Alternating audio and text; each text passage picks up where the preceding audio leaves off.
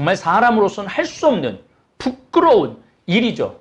그런데 일본은 이걸 교과서에서 넣었다가 다 빼요. 성노예도 다 빼버리고 난징 학살도 다 빼버려요. 그러니까 일본은 어렸을 때부터 자기네들이 전쟁을 일으켰다는 걸 배우질 않아요. 아니 우리가 전쟁을 안 일으켰는데 사과할 게 뭐가 있느냐고 이렇게 말하는 나라입니다. 그 텔레비전에 95살 먹은 할아버지가 배상 받아서 뭐 하겠어요? 그들의 진정한 사과를 원하는 거죠. 근데 일본은 사과할 생각이 전혀 없는 나라입니다. 우리나라 국민들 노동 차치하겠다는 그 일본 차를 뭐하러 삽니까? 굳이 안 팔겠다는 일본 제품을 계속 사기 때문에 일본은 2000년 동안 우리를 무시해 온 것입니다. 담배 마일드 세븐 이참에 담배도 끊어보시고 린나이도 일본 제품입니다. 엄청난 이익을 내고 있는 ABC 마트와 다이소, 세븐일레븐 이것도 다 일본 거예요. 우리가 안 가면 돼요. 안 사면 되고 이 외에도 우리 생활 안에 엄청나게 많은 일본 제품들이 들어와 있습니다. 국민이 매운맛을 보여주어야 합니다. 저놈이 나를 너무 때려. 그럼 어떻게 해야 돼? 내가 태권도도 하고 근력도 키우고 그래갖고 기회를 봐갖고 내가 힘 세진 걸 모르고 또 때려. 그럼 그때 어떻게 해야 돼? 그때는 우리가 맞받아칠 수 있는 것이죠. 이제 일본이 지금 저렇게 나오는 건 악수를 둠으로 해서 우리나라 체력, 기초 체력을 더 튼튼하게 만들 기회가 온 것입니다. 저는 중학교 1학년 때 세례를 받았어요. 세례 받기 전에 나는 어땠느냐? 우리 집 막내였어요. 아주 이기적이고 계산적이고 신경질적인 아이였어요. 저는 밥 먹을 때 막 엄마 어머니 마음에 안 들면은 숟가락, 젓가락 던지는 건 다 반샀어요. 안 먹는다고. 그냥 정말로 이렇게 요즘 7살, 8살 되면 막 땡깡 피는 애들 있죠? 딱 걔가 나였어요. 난 너무 신경이라면 밥그릇도 막 던졌어요. 안 먹는다고. 그럼 우리 어머니가 그 밥알을 다 모아, 방바닥에 흩어진 밥알을 다 모아갖고 밥상에다 딱 넣어놓고 난 다음에 나한테 와서 나를 안 죽을 만큼 두들겨 패셨어요. 다짜고짜. 그래서 어렸을 때 어머니가 그 빗자루로 거꾸로 들고 이렇게 때려갖고 이게 막 아픈 기억이 아직도 있어요. 생각해보면 그 아픈 게 많이 맞았어요. 정말 많이 맞았어요. 근데 내가 신학교 때 가장 큰 선물이 깨달은 게 있어요. 세상에는 나보다 잘난 인간이 많구나. 나보다 세상에 인품 좋은 인간이 많구나. 여러분들 어려운 사람 도와주는 건 하나도 안 힘들어요. 정말로 내가 인생을 살아오면서 어려운 사람 도와주는 건 하나도 안 힘들어. 인생살이에 가장 힘든 건 뭐냐 하면 나보다 잘난 인간 인정하는 거예요. 그것처럼 어려운 게 없어요. 여러분들 세상 보면은 모차르트, 살리에르가 왜 모차르트를 그 젊은 나이에 죽였겠어요? 질투 때문에 그런 거예요. 질투. 그 천재성을 인정할 수가 없었던 거예요. 그 천재성을. 근데 우리 주위에는 그런 사람들이 참 많더라고요. 그런데 그런 사람마다 내가 시기하고 질투하면은 나는 마음의 평화를 누리지 못해. 자유가 없어요. 근데 나보다 잘난 인간 인정하고 나니까 머리가 똑똑한 사람은 머리가 똑똑한 대로, 인품이 좋은 사람은 인품이 좋은 대로 인정하고 나니까 나는 마음의 평화가 있더라고요. 왜냐하면 질투할 일이 없잖아요. 잘난 사람 잘난 대로 인정하는데 뭐가 질투가 필요해? 평화롭고 자유가 있더라고요. 자유. 그래서 그때부터 신학교 3학년 때부터 저는 정말로 세상에는 나보다 훌륭한 사람들, 나보다 똑똑한 사람들, 나보다 학식이 좋은 사람들, 나보다 공부 잘하는 사람들, 나보다 인품 좋은 사람들이 많구나. 그걸 인정하고 나니까 너무 편안하더라고요. 그래서 저도 아버지를 많이 닮아서 남욕을 거의 안 해요. 나하고 1년 동안 안식년 산 신부가 둘, 셋, 거의 4명 정도 되는데 생태마을에 와서 사는데 그 신부들이 공통적으로 하는 얘기가 황 신부 겉보기보다는 같이 살아보니까 생전 남욕을 안 하는데 내가 보통 뭐 주교님 욕도 하고 어떤 신부 욕도 하고 다 하잖아요. 근데 저는 생전 안 해요. 왜냐하면 인정하니까. 너무너무 좋더라고요. 여러분들도 성당에서 여러분들보다 이쁜 사람 인정해요. 이쁜 건 이쁜 거야. 그리고 여기서 성공한 사람 성공한 거예요. 그 사람이 성공하기까지 노력한 거를 인정할 줄 알면은 마음이 정말로 편안해요.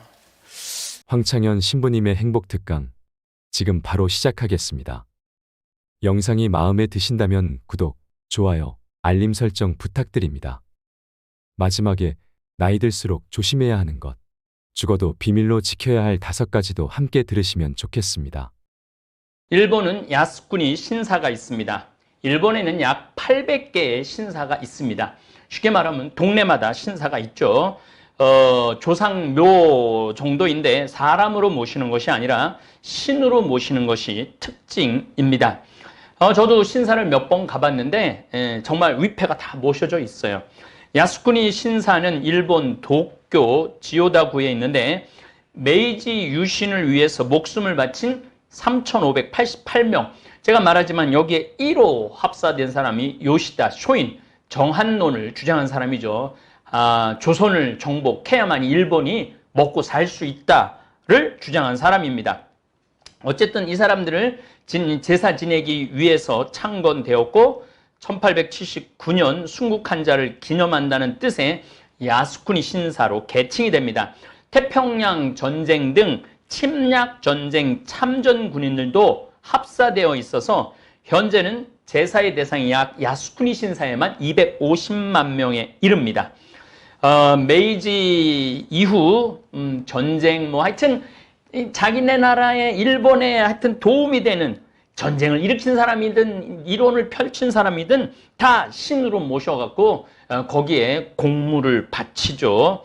총리, 정부의 관리에 공식적인 참배가 합사된 침략 전쟁 정범들이 있는데 가서 절을 하고 감사하다고, 우리나라를 지켜줘서 감사하다고, 우리나라를 일으켜줘서 감사하다고. 그러니까 이 사람들은 전쟁을 일으킨 것에 대한 회개를 안 하는 거죠. 오늘 예수님께서 복음 말씀 이런 말이죠. 내가 바라는 것은 희생제물이 아니다, 자비다. 전쟁을 일으켜갖고 고통받은 난징에 30만 명 학살하고 우리나라는 뭐 말할 것도 없죠. 일제 36년 동안 우리 조상들의 그 밭은 고문, 아니 이 곤장, 이 매질이 부한말에는 없어졌다가 일제시대 때 생겨요. 매질, 곤장을 치는 매질이 그냥 합법화될 정도로. 너희들이 희생제물이 아니라 자비라는 말이 무슨 뜻인지 알았다면 죄 없는 이들을 단죄하지는 않을 것이다. 그것뿐만 아니라 일본은 전쟁 성노예를 20만 명을 끌고 가죠. 그래갖고 동남아시아로 뭐 태평양 전쟁하는데 정말 그것도 제가 한 꼭지 말씀드리겠지만은 정말 사람으로서는 할 수 없는 부끄러운 일이죠. 그런데 일본은 이걸 교과서에서 넣었다가 다 빼요. 성노예도 다 빼버리고 난징 학살도 다 빼버려요. 그러니까 일본은 어렸을 때부터 자기네들이 전쟁을 일으켰다는 걸 배우질 않아요. 아니 우리가 전쟁을 안 일으켰는데 사과할 게 뭐가 있느냐고 이렇게 말하는 나라입니다. 어쨌든 제가 일본에 대한 이해에 대한 말씀을 드릴 때 제일 위에 천황이 있어요. 그 다음에 쇼군이 있고 그 다음에 다이묘가 있고 그 다음에 사무라이가 있는 것이죠. 지금 사실은 아베는 이 총리라는 그런 개념보다는 쇼군이죠. 쇼군. 1, 2차 세계대전에 일본은 정당한 전쟁을 했고 또 기회가 있다면 또 일본을 위해 전쟁을 하겠다는 의지를 보일 때 신사 참배를 하는 것입니다. 지금 한일 경제 전쟁을 시작한 아베 역시 2013년 총리가 다시 되고 난 다음에 신사 참배를 합니다. 제가 지금 경제 전쟁이라는 표현을 썼는데 구한말하고 똑같습니다. 요즘은 2016년, 17년 주변국의 눈총이 따가울 때는 공물 공납을 하죠. 오늘 복음에서 예수님께서 원하는 것은 예물이 아니라 자비라고 말했어요. 그러니까 우리가 일본 사람들한테 사실은 뭐 성노예고 뭐 100억 그거 받는 게 우리 경제 징용 이것도 그게 문제가 아니에요. 그들이 전쟁을 일으켰고 정말로 우리 민족한테 많은 고통을 줬고 불합리한 대우를 했고 거기에 사과를 하고 사과를 하는 뜻으로 배상을 하라는 것이지 그 텔레비전에 95살 먹은 할아버지가 배상받아서 뭐 하겠어요. 그들의 진정한 사과를 원하는 거죠. 근데 일본은 사과할 생각이 전혀 없는 나라입니다. 어쨌거나 우리는 일본의 이 자비를 사실은 이제는 자비를 청하지 않을 거기 때문에 자비를 바라지도 않고 받을 생각도 하지 말아야 됩니다. 다만 일본 정치인들의 진심 어린 사과와 한반도를 일본 정치 도구로 이용하거나 더 나아가서 식민지를 만들 생각으로 침략이나 하지 말라는 것입니다. 오늘 토요 특강도 아닌데 제가 오늘 강론을 일본에 대해서 하는 이유가 있습니다. 제가 오늘 이제 다음 주는 이번 주 토요일 날은 위대한 청국장이라는 걸로 우리 생태마을 청국장이 얼마나 정말 우리 한국민한테 건강에 좋은 건지 제가 논문 여러 편을 요약을 해서 여러분들한테 2번에 걸쳐서 발표를 할 것이고 다음 주에는 제가 잠비아를 떠나서 이제 한국에 들어오는 게 아마 뭐 8월, 9월은 거의 한국에 없을 것입니다. 그렇기 때문에 요 얘기를 꼭 좀 드리고 가고 싶어서 시간을 뺐습니다.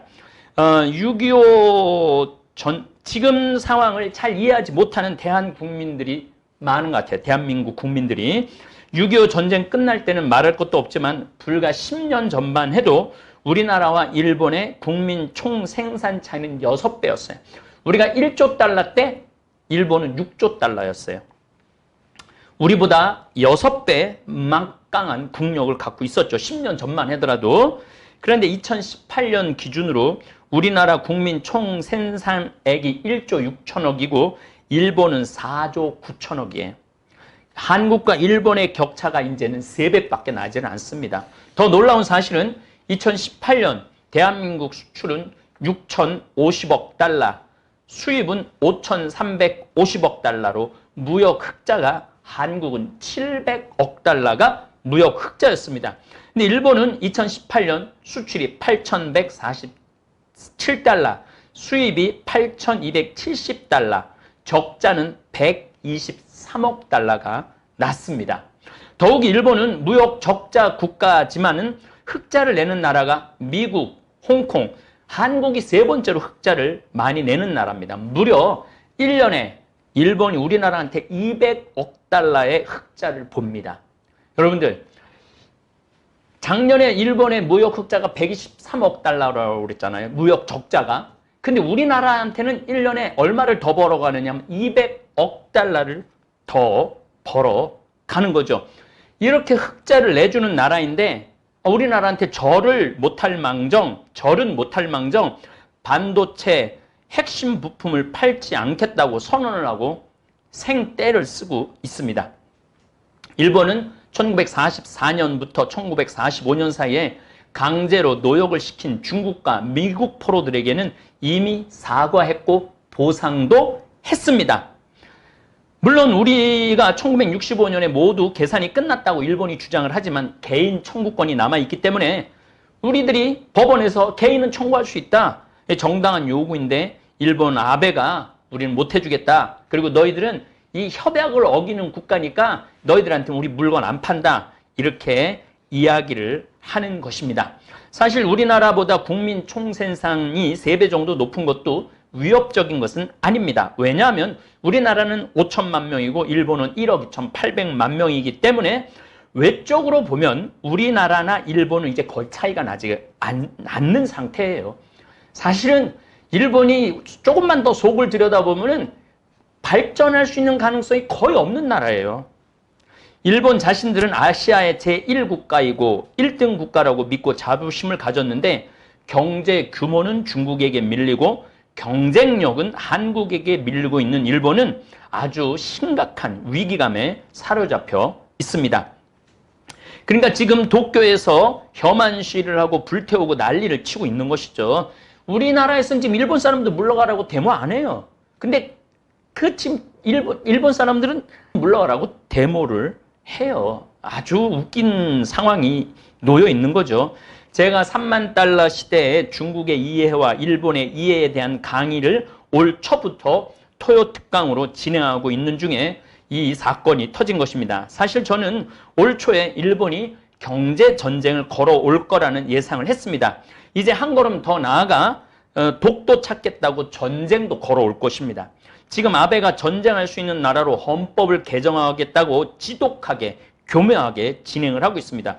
그리고 초등학교 교과에서부터 독도, 자기네들은 다케시마라고 그러죠. 죽도는 일본 땅인데 한국이 불법으로 점거하고 있다고 가르치고 있습니다. 이 초등학생이 앞으로 10년 후에는 전쟁할 수 있는 군인 될 수 있는 나이예요. 이게 지금 일본 회의라는 아주 극우 세력의 모임이 머릿속에 탁 들어있는 거예요. 얘네들을 나중에 전쟁을 시키려고 그러면 교과서 교육을 이렇게 시켜나가야 된다. 이게 준비가 다 돼 있는 거예요.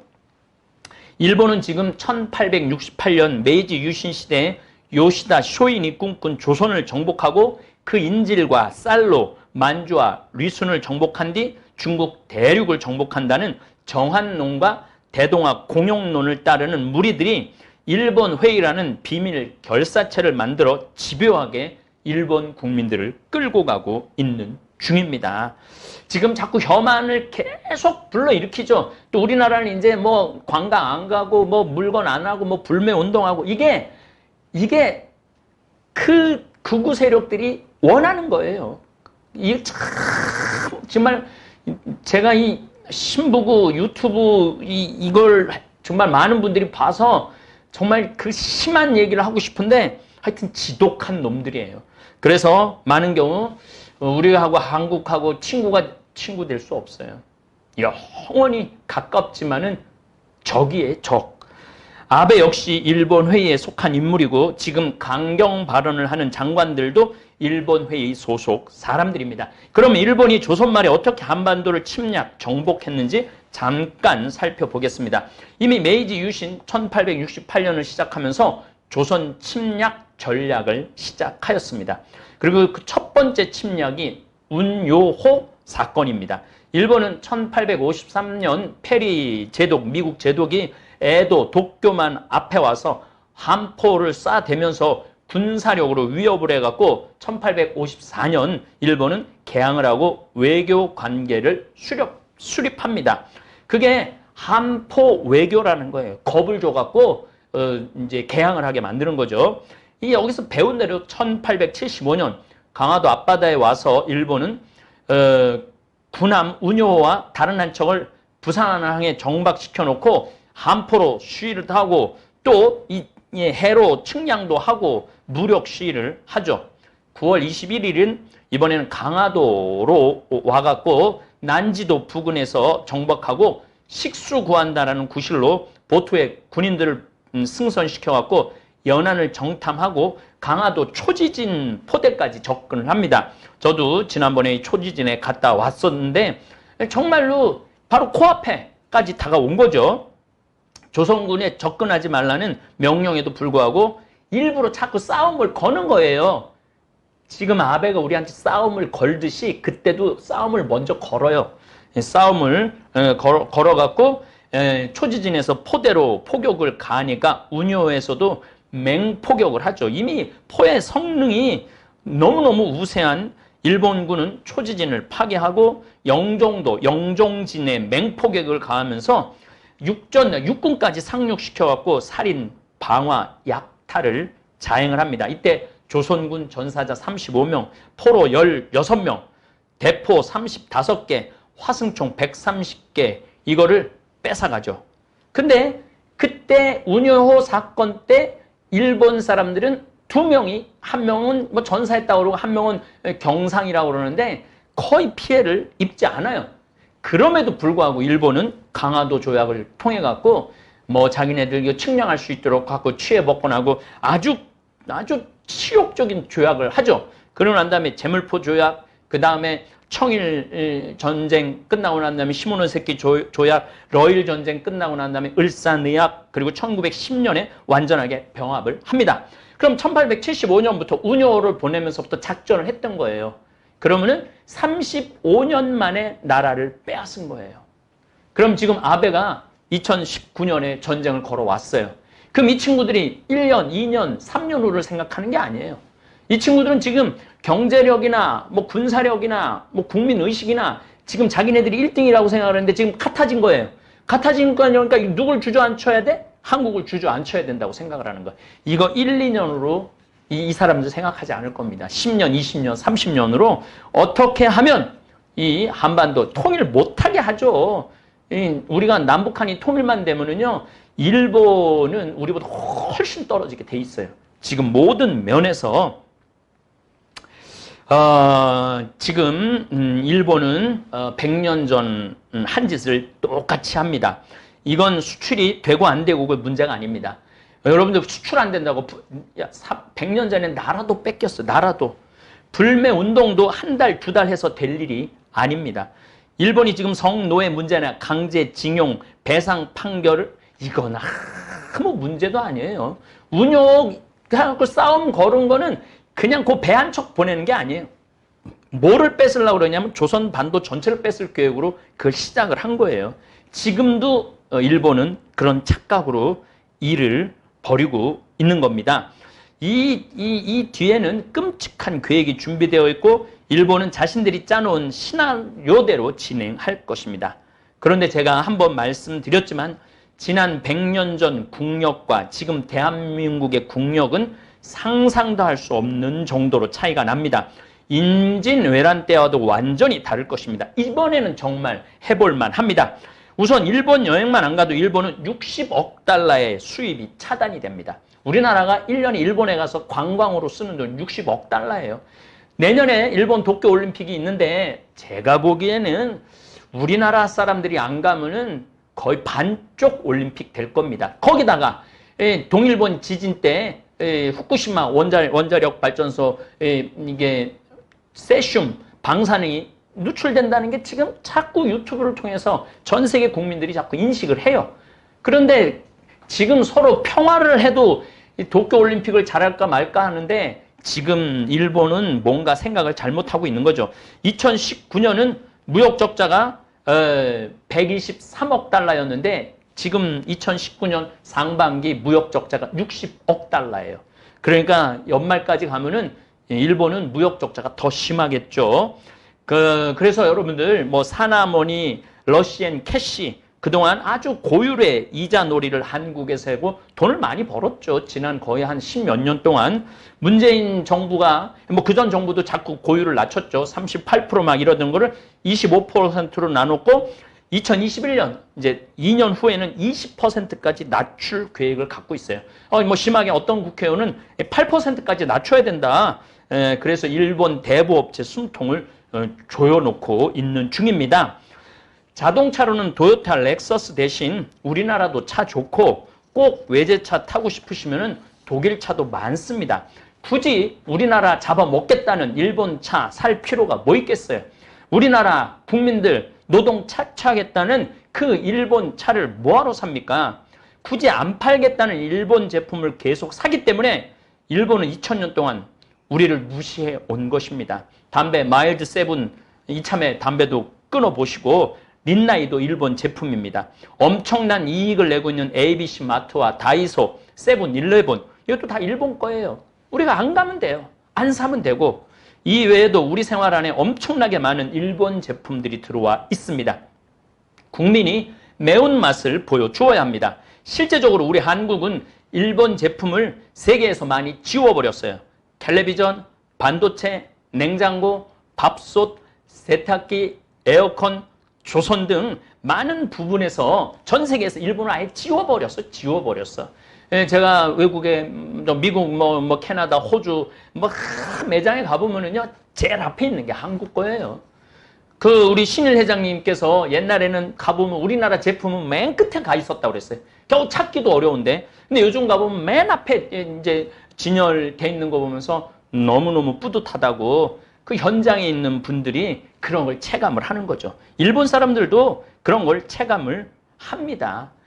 점점 한국 제품이 일본 제품을 지우고 있습니다. 그런데 제가 보기에는 아베가 악수를 하나 둔 것 같아요. 왜 악수를 뒀느냐 하면은 우리 일본은 뭐 이렇게 부품, 핵심 부품을 다 우리가 그동안 수입했었었는데 이번에 우리나라 사람들, 대기업 사람들이 이제 알았을 거예요. 이제 핵심 부품도 어디에서 만들어내야 된다? 우리나라에서 만들어내야 된다. 악화는 양화를 구축한다는 말이 있습니다. 저놈이 나를 너무 때려. 그럼 어떻게 해야 돼? 내가 태권도도 하고 근력도 키우고 그래갖고 기회를 봐갖고 내가 힘 세진 걸 모르고 또 때려. 그럼 그때 어떻게 해야 돼? 그때는 우리가 맞받아칠 수 있는 것이죠. 이제 일본이 지금 저렇게 나오는 건 악수를 둠으로 해서 우리나라 체력, 기초 체력을 더 튼튼하게 만들 기회가 온 것입니다. 더욱이 일본 아베와 그 일당들이 현재 모르는 것이 하나 있어요. 예전에는 정보가 극히 제한적이어서 자국 국민들도 모르고 이 일본 사람들도 위에서 무슨 일이 벌어지는지 옛날에 몰랐어요. 또 그렇게 조선진이라 비하하던 한민족 옛날에 일제 말기 때 도대체 무슨 일이 벌어지는지 몰랐어요. 국민들은 그냥 어느 날 갑자기 일본들이 와갖고 막 칼 차고 막 이래갖고 어떻게 되는 건지 잘 모르는 경우가 너무너무 많아서 이 잔꾀를 많이 쓸 수 있었습니다. 그런데 요즘은 유튜브라는 것이 있어서 아무리 잔꾀를 써도 금방금방 드러납니다. 아베가 요즘 슬슬 국제적으로 망신을 당하고 있습니다. 수소, 굉장히 강력한 세정제라고 그러죠. 이 수소를 대한민국이 북한에 수출했다고 말을 흘렸다가 일본이 북한에다가 핵 만드는 장비를 수출한 게 드러났습니다. 이게 뭐 유튜브 때문에 그런 거예요. 유튜브. 이 세상이 완전히 SNS 세상으로 바뀐 거죠. 자꾸 궁지에 몰리는 아베 정권입니다. 그래서 이번에는 제가 해볼 만하다고 말씀을 드리는 것입니다. 한국 젊은이들이 100년 전처럼 어처구니 없이 나라를 빼앗기는 일은 없을 것입니다. 일본은 지금 자신의 턱 밑까지 따라온 대한민국을 용납할 수가 없어서 저런 짓을 하는 것입니다. 저는 대한민국 국민들이 불안하거나 초조할 필요가 전혀 없다고 생각을 합니다. 불안한 건 일본입니다. 어쨌든 일본에 대한 이해를 끝까지 여러분들이 제 특강을 들어보시면은 우리가 일본을 어떻게 상대해야 하는지 그 답을 찾을 수 있을 것입니다. 다시 한번 우리 유튜브 시청자들에게 말씀드리지만은 한국은 기반 시설도 잘 돼 있고 사회 시스템도 잘 돼 있고 우리 일본에서 먹을 거 거의 들여오지 않아요. 먹을 거 호주, 캐나다, 미국, 아르헨티나, 브라질, 중국에서 들여와요. 그렇기 때문에 뭐 먹을 거리 우리 걱정하지 않아도 돼요. 그러니까 이 국민들이 정말 좀 이렇게 단단하게 좀 있었으면 좋겠어요. 막 나라가 망했다느니 뭐 이제 수출이 안 돼서 끝났다느니 여러분들 우리나라가요 일본 수입하는 게 오히려 200억 달러를 더 수입해주고 있어요. 이제 다른 나라하고 더 다방면으로 다른 나라하고 교류를 하면은 우리 훨씬 경쟁력이 좋아질 것입니다. 오늘 7월 19일 금요일 저녁 7시 반에 분당 성요한 성당에서 잠비아 돕기 자선 음악회를 공연합니다. 정말 순수한 아마추어들이 연주하고 신부들이 노래하는 축제입니다. 대한민국은 제가 지난번에 국회에 가서도 아프리카 포럼 의원님들한테 말씀을 드렸지만은 전 세계에 이렇게 제가 나가보면은 대한민국 참 건강한 나라예요. 텔레비전만 안 보면은 참 건강한 사람, 착한 사람들이 훨씬 더 많아요. 대한민국에. 착한 사람이 더 많고 성실한 사람들이 더 많습니다. 그래서 오늘 저녁 7시 30분에 정말 성실하고 착한 사람들이 모여서 복음, 하늘나라 건설에 한 기둥이 되려고 노력하는 그러한 사람들 아낌없이 박수 쳐주시고 함께 오시어 즐겨주시기를 바라겠습니다. 감사합니다. 저는 김연아 선수를 참 좋아합니다.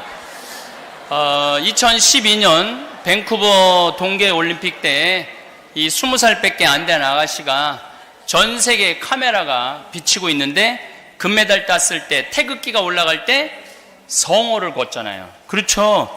이게 성호 걷기가 쉽지가 않아요, 사실은.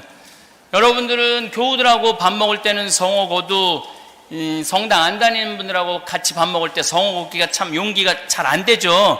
그래도 용기 있는 분들은 거요. 그런데 정말 지위가 높거나 정말 나하고 상관이 없는데 공식적인 자리에서 성호 걷는 건 더 어려워요. 좀 양심적인 신자가 허벅지에 십자가 긋고 먹죠. 양심적인 신자가 허벅지에. 근데 이 아가씨는 전 세계 카메라가 비치는데 묵주 반지 이렇게 하고 성호를 긋는, 참, 그 용기가 너무너무 대단해. 그 비하인드 스토리는 또 너무 재밌는데 지금 시간이 없어서 비하인드 스토리, 제가 그 아버지하고 너무너무 잘 알아요. 아버지하고 너무너무 잘 아는데 만나서 신앙을 갖게 된 계기를 들어보니까 세상에 믿을 놈 하나도 없고 오로지 하느님밖에 믿을 분이 없다고, 그래서 세례를 받았대요. 그래서 어쨌거나 또 제가 아주 좋아하는 스타가 있는데 어제도 잠깐 얘기했지만은 우리 김태희 B 둘에 내가 혼배를 해줬어요. 지난 1월 19일 날 혼배를 해줬는데 이 두 친구가 저한테 와서 그러는 거예요. 신부님, 저희들은 스포트라이트, 뭐 B 같은 경우는 월드스타죠. CNN에 나가서 인터뷰도 할 정도로, 또 뭐 김태희 씨는 뭐 대한민국의 제일 예쁜 미인이라고 그러고, 그래서 얼마든지 뭐 조명을 받고 언론에 대단한 걸 받을 수 있는데도 불구하고 이 친구들이 그런 얘기를 하는 거예요. 저희들은 아름다운 하느님의 성전에서 조용히 축복받고 싶다는 거예요. 우리 둘만의 결혼을 하느님 성전에서 하고 싶다는 거예요. 이거 얼마나 예뻐요. 그리고 정말 너무너무 놀라운 거는 결혼 날짜는 신부님 바쁘니까 신부님 되는 날 결혼하겠다는 거예요. 그래갖고 내가 그 주간에 수녀원 피정지도가 일주일 있었는데 수녀님들한테 양해를 구하고 목요일 날 오후 아침 9시 2시간인데 9시 밤 8시에 갖고 낮 시간으로 가서 혼배를 해주고 왔죠. 아주 둘이 손잡고 신앙생활도 너무너무 예쁘게 하고 딱 임신을 했는데 어제도 잠깐 말씀드렸지만 임신한 기념으로 저한테 2천만 원을 보내면서 신부님 어린아이 중에 꼭 치료가 필요한 아이들 꼭 수술해달라고, 그래서 몽고 아이, 아프리카 케냐 아이 제가 이렇게 둘을 수술을 해줬어요. 그게 얼마나 마음이 이뻐요. 자기의 소중한 아이만 소중한 게 아니고 또 다른 고통이 있는 사람들하고 함께 나누고자 하는 신부님 앞에서 우리 정지훈 비도 결혼 조건이 뭐냐면 세례 받는 거였어요. 그래갖고 나한테 교리 받아갖고 내가 세례를 줬죠. 그래서 그렇게 특별한 인연을 갖게 됐죠. 내가 왜 좋아하겠어요? 김연아 선수 성호 긋고 그니까 좋아하죠. 달래 좋아하겠어요? 우리 베르다는 하느님 성전에서 축복받고 싶다고 호텔 뭐 2억 3억 들였는데 거기는 80만 원 들어갔어요. 왜냐하면 어떤 치장도 안 했거든. 가요동 성당에서. 꽃꽂이도 협천사에서 해준다는 거, 우리 그런 거 그 조용한 성당에서 불난 정신사납게 안 하겠다고. 그래서 제대 꽃꽂이 회원이 하는 대로 했어요. 꽃꽂이도 정말로 이렇게 겉에서 보는 거랑 그 얼마나 순박하고 순수하고 깨끗한지 몰라요. 그 뭐 여러 가지 여담이 참 재미난 일이 많은데, 제가 그 집에 가면 커피 이렇게 자기가 내리는 뭐 그걸 뭐 드립을 배웠다고 이렇게 하면 이렇게 잘 내리는지 못해갖고 이게 맛이 이상하면 우리 비가 먼저 먹어봐요. 그래갖고 쓰다 그러면 다시 가서 내려갖고 다시 주고, 음식도 손수해서 이렇게 대접해주고, 참 그런 존중이 있는 것 같아요. 그리고 내가 정말 좋아하는 스타가 한 명이 있는데 그건 누구냐? 이보미라는 선수예요. 이 선수는 골프 선수예요. 골프 선수인데 이 선수는 일본에서 활약하는 선수예요. 2015년, 2016년 2년 연속 올해 선수상, 올해 상금왕 탄 선수예요. 일본에서 2년 연속 한 게 처음이래요. 29살인데 이 선수는 우승할 때마다 성호를 얼마나 정성스럽게 긋는지 몰라요. 내가 왜 좋아하겠어요? 성호 그니까 좋아하지. 뭐 좋아하는 이유가 달래 있겠어요? 얼마나 정성스럽게 긋는지 몰라요. 얼굴도 오늘 가서 한번 검색해 보세요. 얼굴도 겁나 예쁘게 생겼어요. 얼굴도. 그런데 만날 길이 있어야지. 한국에서 다른 사람들은 뭐 나를 먼저 찾아오지만은 이보미 선수는 뭐 한국에 있는 선수도 아니고, 근데 그냥 성호 긋는 게 너무 이쁜 거예요. 한번 보고 싶은데 볼 길이 있어야지. 내가 방법은 유일하게 하나 있어요. 텔레비에다 대고 이렇게 항상 소리 질렀어요. 하느님, 저 이보미 선수 한 번만 만나게 해주세요. 그게 내 유일한 방법이야. 그런데 이번 2월 달에 이보미 선수 엄마하고 밥을 먹을 기회가 있었어요. 신부님, 우리 글라라인데, 우리 글라라가 사실 그렇게 일본에서 2년 동안 100억을 벌었대요. 인기가 아이돌 스타보다도 훨씬 좋대요. 그렇게 잘하는 거는 난 내 강의 때 핸드폰 울려도 한 번도 신경질을 부린 적이 없어. 우리 글라라가 그렇게 하는 거는 이상한 대로 치고 이상한 대로 가도, 연장전에 가도 승리하는 거는 참 겸손하죠. 보미가 잘해서가 그러는 게 아니라 하느님이 도와서 그렇다고. 나는 자기 딸을 딱 가졌을 때 스스로 성당에 나갔대요. 누가 선교도 안 했는데 왠지 성당에 나가고 싶더래요. 그래서 로사로 세례를 받고 보미는 글라라로 세례를 주고, 이 딸을 키우면서 평생 기도로 키웠대요. 참 그게 참 그러니까 세계적인 스타가 되려면은 부모가 남달라야 돼. 기도로 키웠다는 거, 기도로. 그리고 15기도를 손에서 놓친 적이 없대. 15기도 아시는 분들은 알 거야. 1년 동안 하루도 안 빼놓고 기도하는 게 있어요. 근데 기도 시간은 40분 정도 돼. 책이 두꺼워갖고 책 없으면 또 못해. 내가 그거 240일 하다가 내 던진 사람이에요. 다시는 내가 기도하지 않는다고. 다시는 이런 기도. 근데 딸이 이 시합에 들어가면 100단 한대요, 묵주기도를. 그래서 우리 딸이 잘하는 것도 잘하는 거지만은 하느님이 도와서 그렇다고. 나는 하느님한테 너무너무 감사하다고. 그래서 그 엄마도 어려운 사람들 참 많이 나눠주더라고요. 이번에도 제가 12명 수술한다는 거 듣고 글라라가 저를 찾아왔어요. 신부님, 이거 많지는 않지만 하겠다고. 그래서 너무너무 고맙더라고요. 어쨌거나 하여튼 저는 그 얘기를 참 들으면서 정말 기도로 키운다라는 게 바로, 그래서 제가 얘기하잖아요.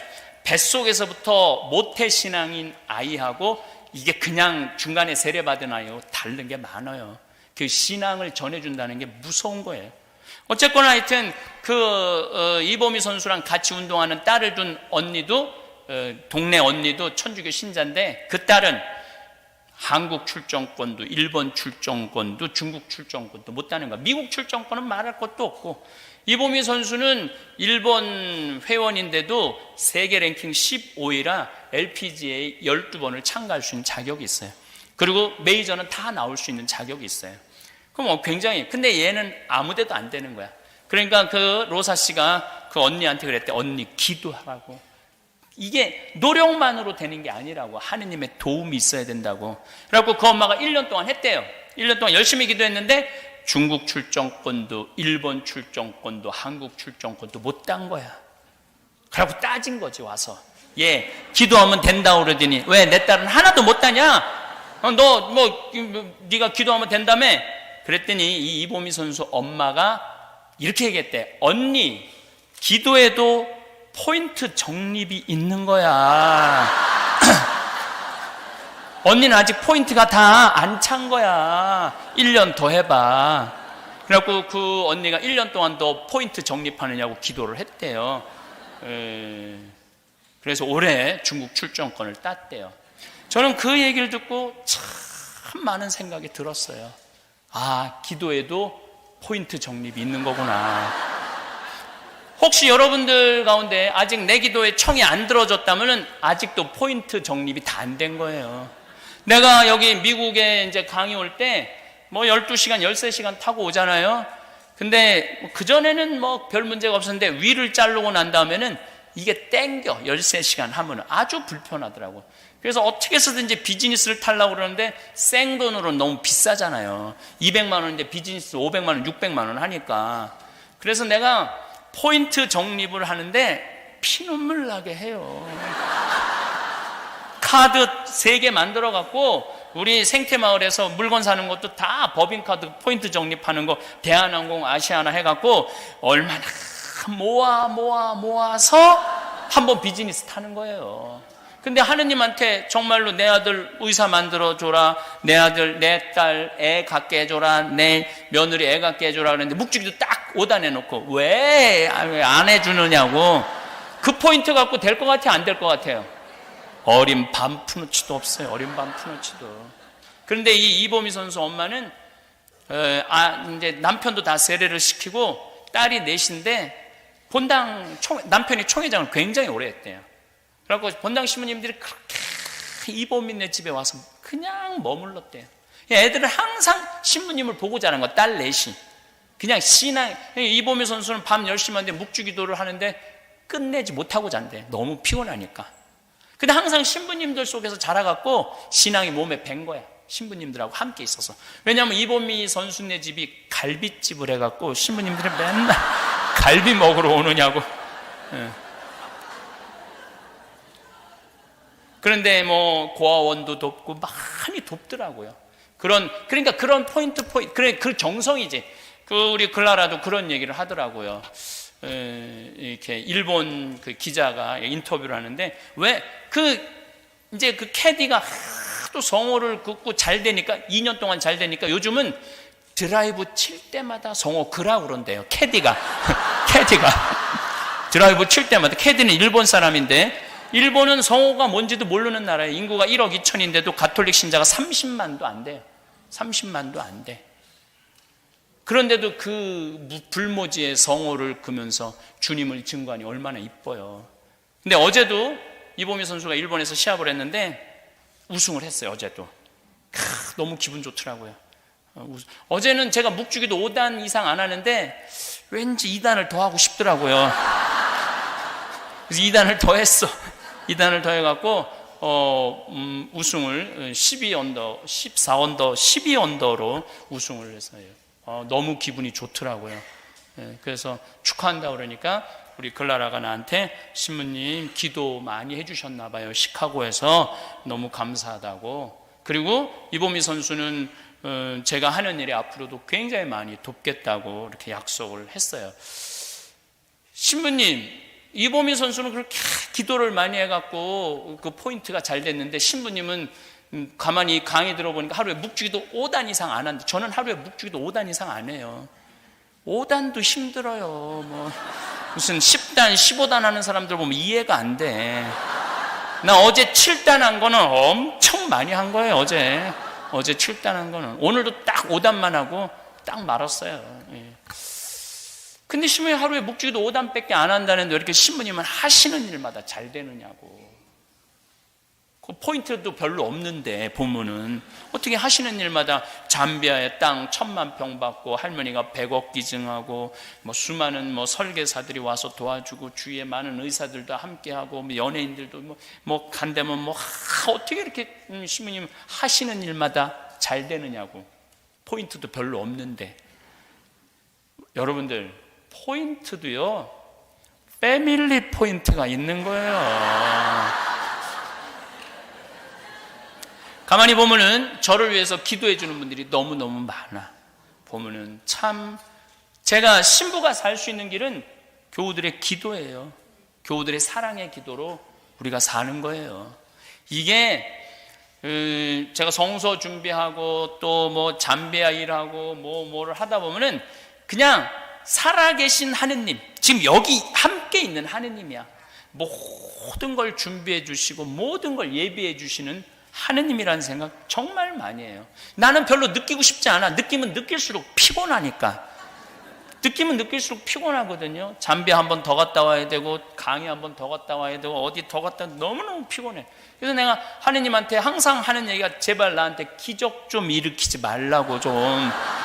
나 지금도 충분하다고. 그런데 매일매일 기적 같은 일을 해줘요. 이게 다 누구 덕분이냐면 교우들 기도 덕분이에요. 그래서 혹시 여러분들도 기도 중에 제 생각이 나거든 묵주기도 5단만 이렇게 정립을 해주세요. 오늘 아침에 목욕 킹 사우나 가기 전에 밥을 먹으러 갔는데 형제 자매 두 분이 내 밥값을 다 내주고 가셨어요. 근데 앞에 할머니 한 분이 계신데 92살이래. 너무 곱게 생기셨더라고. 세례명이 안나래. 그래서 내가 오늘은 안나 할머니 위해서 묵주기도 5단 바치겠다고. 저도 요즘 무슨 기쁨이 있느냐 하면은 남을 위해서 기도해 주는 게 참 기분 좋더라고요.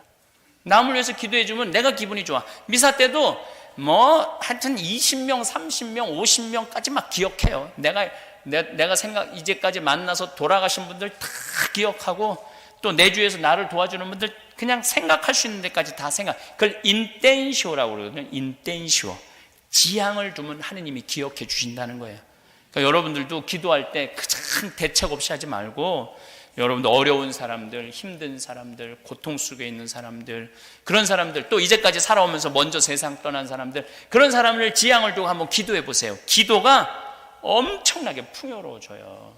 그래서 기도해달라고 이제 이 이야기를 장황하게 하고 계속 이어서 자신있게 이어서 강의하도록 하겠습니다. 저는 중학교 1학년 때 세례를 받았어요. 세례 받기 전에 나는 어땠느냐? 우리 집 막내였어요.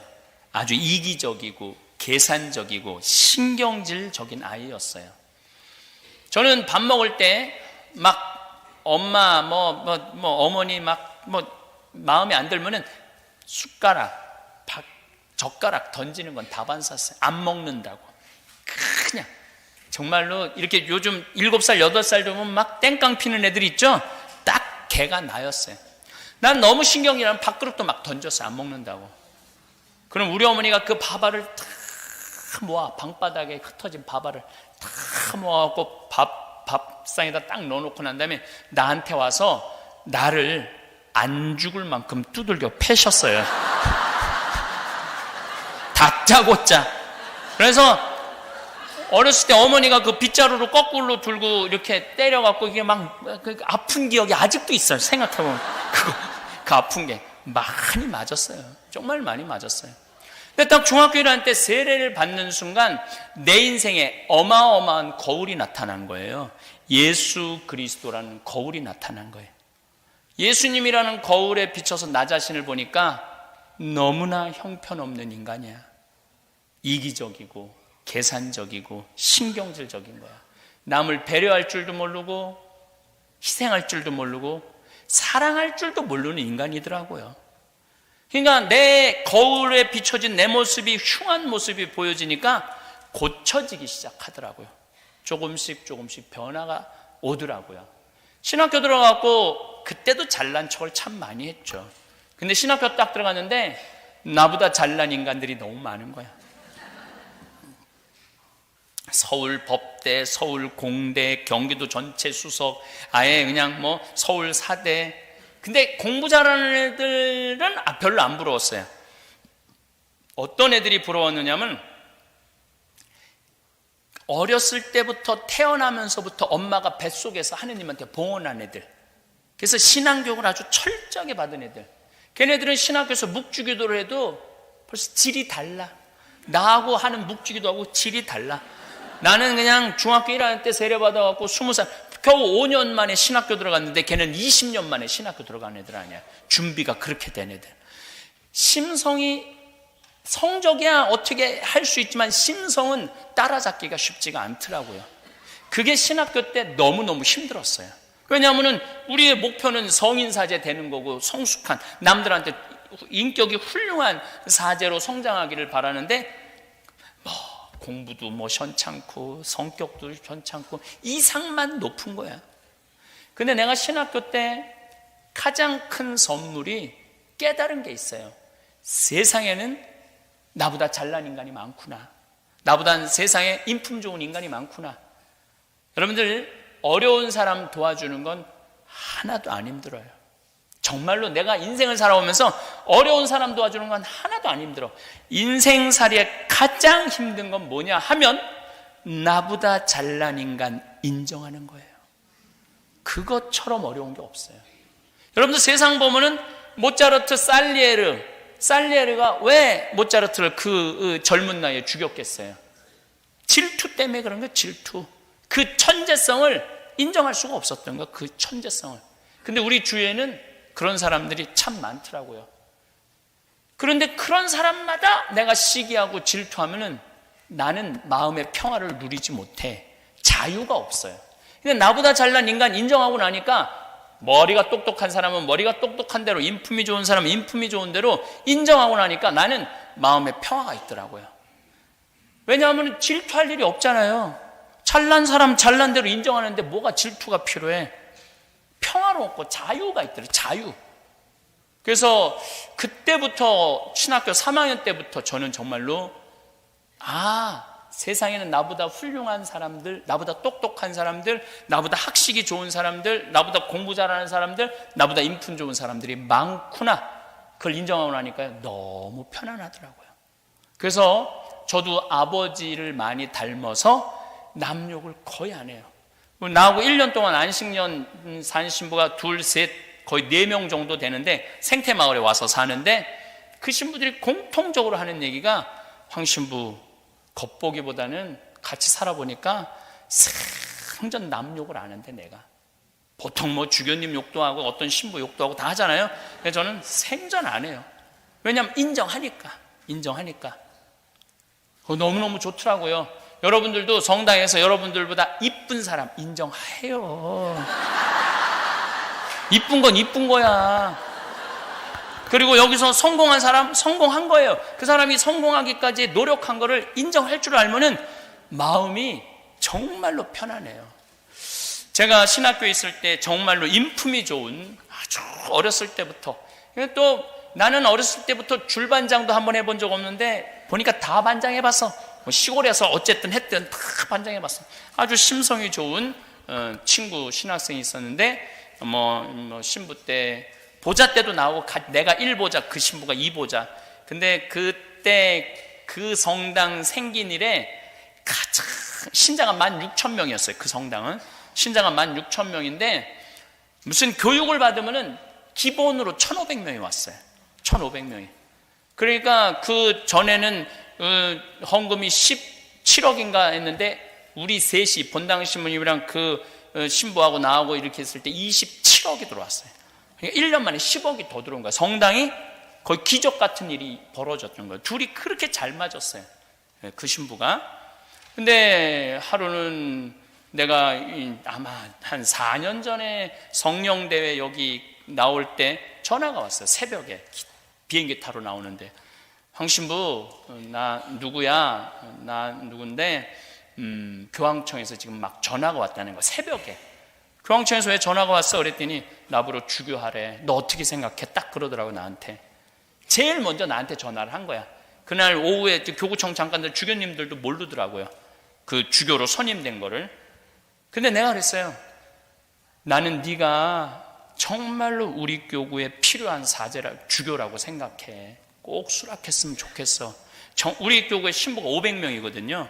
500명이 좀 넘는데 정말로 아픈 신부들을 어루만져줄 목자 같은, 정말 목자는 난 너라고 생각해. 절대 딴 생각하지 말고 꼭 받아들여. 그리고 내가 미국으로 나왔어요. 근데 내가 평상시에도 그 신부를 어떤 마음이었냐면 인품이 너무 좋다. 그리고 막 신학교 교수할 때도 막 가난한 학생들 컴퓨터 사주고 학비 대주고 다 하더라고요. 물론 이제 나한테 전화했고 돈 보내라고 내가 다 보내서 내가 다 알죠. 근데 너무너무 심성이 좋은 거예요. 근데 만약에 내가 평상시에 질투의 마음이 있다면은 황신부 나보러 주교하라는데 너 어떻게 해? 어떻게 생각해? 너 같은 게 무슨 주교를 해? 하려면 내가 해야지. 그랬다면 나는 평화롭지 못한 사제, 기쁨이 없는 사제였을 거예요. 근데 이제 주교된 지 4년인가 이제 5년이 됐어요. 어젠가도 자는데 전화가 왔더라고요. 그 주교님이 황신부 지금 어디야? 그래서 나 지금 시카고야. 언제 들어와? 뭐 9월 달에 들어가. 왜 이렇게 오래 돌아다녀? 빨리 한국에 들어오지. 왜 전화했어? 그랬더니 어디 있는지 체크해 보려고 전화했지. 제가 1년에 한 번 교구청 무슨 서품식이나 성유 축성 미사에 가면은 주교님 복장을 입고 나오면은 기분이 너무 좋아요. 친구니까. 내가 인정하고 축복해주는 친구니까. 근데 우리 인간은 내가 그런 경우를 많이 당해요. 동창들이 나를 시기하는 동창들이 너무 많아요. 보면 욕하고 앞에서 욕하고 뒤에서 욕하고 네가 잘났으면 얼마나 잘났느냐 막 그래가면서. 근데 뭐 그것도 충분히 이해가 돼요. 근데 얼마나 그 시기하는 마음 안에는 평화와 기쁨이 없겠어요. 근데 내가 그 20대 때 그걸 깨달은 거예요. 난 최고의 선물이라고 생각이 들어요. 30대 때 15살에 제가 지우학했다고 말을 합니다. 이건 공자님이 한 말이에요. 뜻을 세우는 거예요. 공부의 뜻을 세우는 거죠. 신학의 사제직의 뜻을 세운 게 제 15살이야. 그리고 30살에 신부가 됐으니까 이립한 거죠. 쓴 거야. 근데 내 인생에 가장 지우고 싶은 나이가 언제냐면 30이에요. 이때처럼 추악했던 적이 없어. 내가 아주 이기적이고 계산적이고 다 성숙했는 줄 알았더니 그게 신부가 되니까 다 나오더라고. 교우들한테 얼마나 엄격했는지 몰라요. 그 삶에 지쳐갖고 성당에 오는 교우들한테 따뜻한 위로를 못 해주고 그냥 원칙 가르친다고 혼내고. 그러면 성체형할 때도 뭐 교육을 일례로 어제 휴대폰도 그랬지만 성체형할 때도 오른손이 위에 올라가고 왼손이 밑에 오면 안 돼요. 왼손이 위에 올라가고 오른손이 밑에 와야 돼요. 그래갖고 어떤 손으로 예수님을 영해야 되냐면 오른손으로 영해야 돼요. 항상 이 유대인의 전례는 성전으로 들어가는 문도 두 문이야. 항상 문이 두 개야. 오른쪽으로 들어가서 왼쪽으로 나와요. 그러니까 오른손으로 영해야 돼. 거룩한 손이니까. 근데 만약에 우리 교우들이 딱 오른손을 올리잖아요. 그럼 내가 손바닥을 딱 내리쳤어요. 손바닥을 딱 내리치면은 성당에 쫙 소리가 나잖아요. 그럼 저 뒤에서 나오는 교우들이 어떻게 하느냐 하면 계속 이러면서 나와요.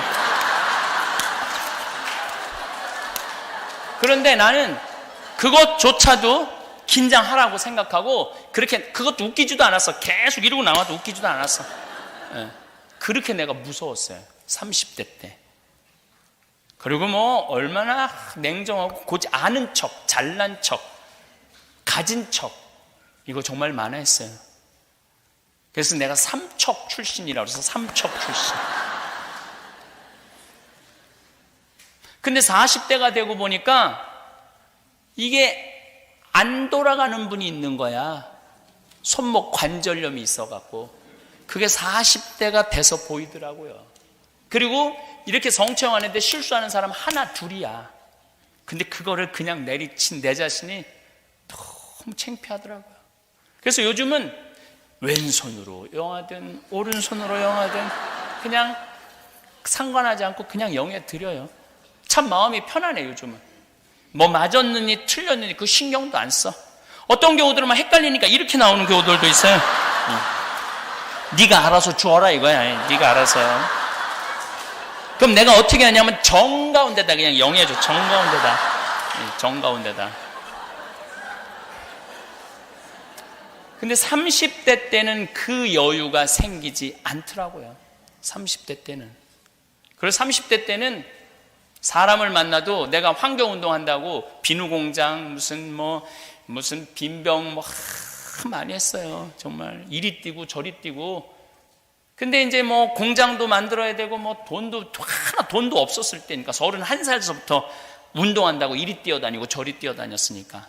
근데 뭐 옆에서 도와준다고 이제 부자들이 이제 오면은 저 사람이 나를 도와주기를 계속 목적을 돈 받아낼 생각으로 사람을 만났어요. 또 부자들이 또 그래. 시모님 이번에 땅 팔리면 꼭 시모님 헌금하겠다고. 근데 놀라운 건 왜 그렇게 땅이 안 팔려?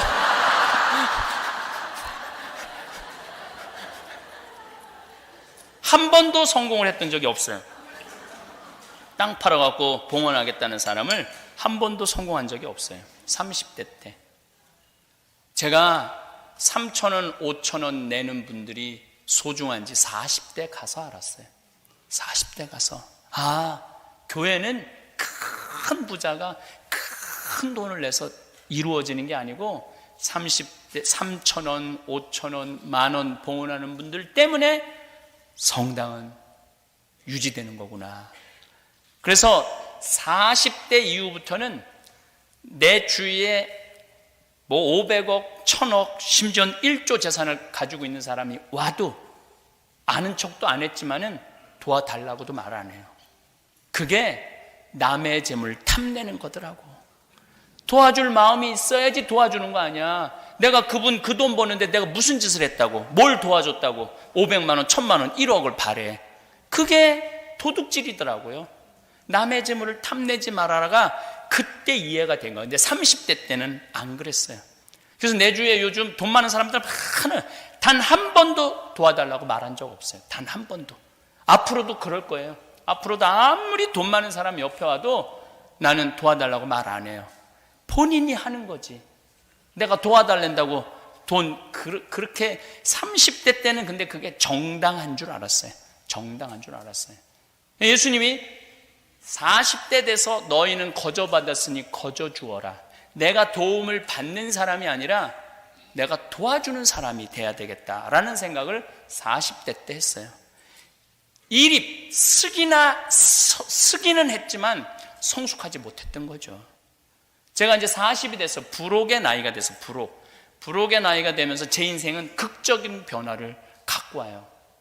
우선 욕심이 없어져요. 뭐 일을 많이 하고 싶은 욕심, 뭐 출세하고 싶은 욕심, 유명해지고 싶은 욕심, 이런 욕심이 정말로 많이 없어졌어요.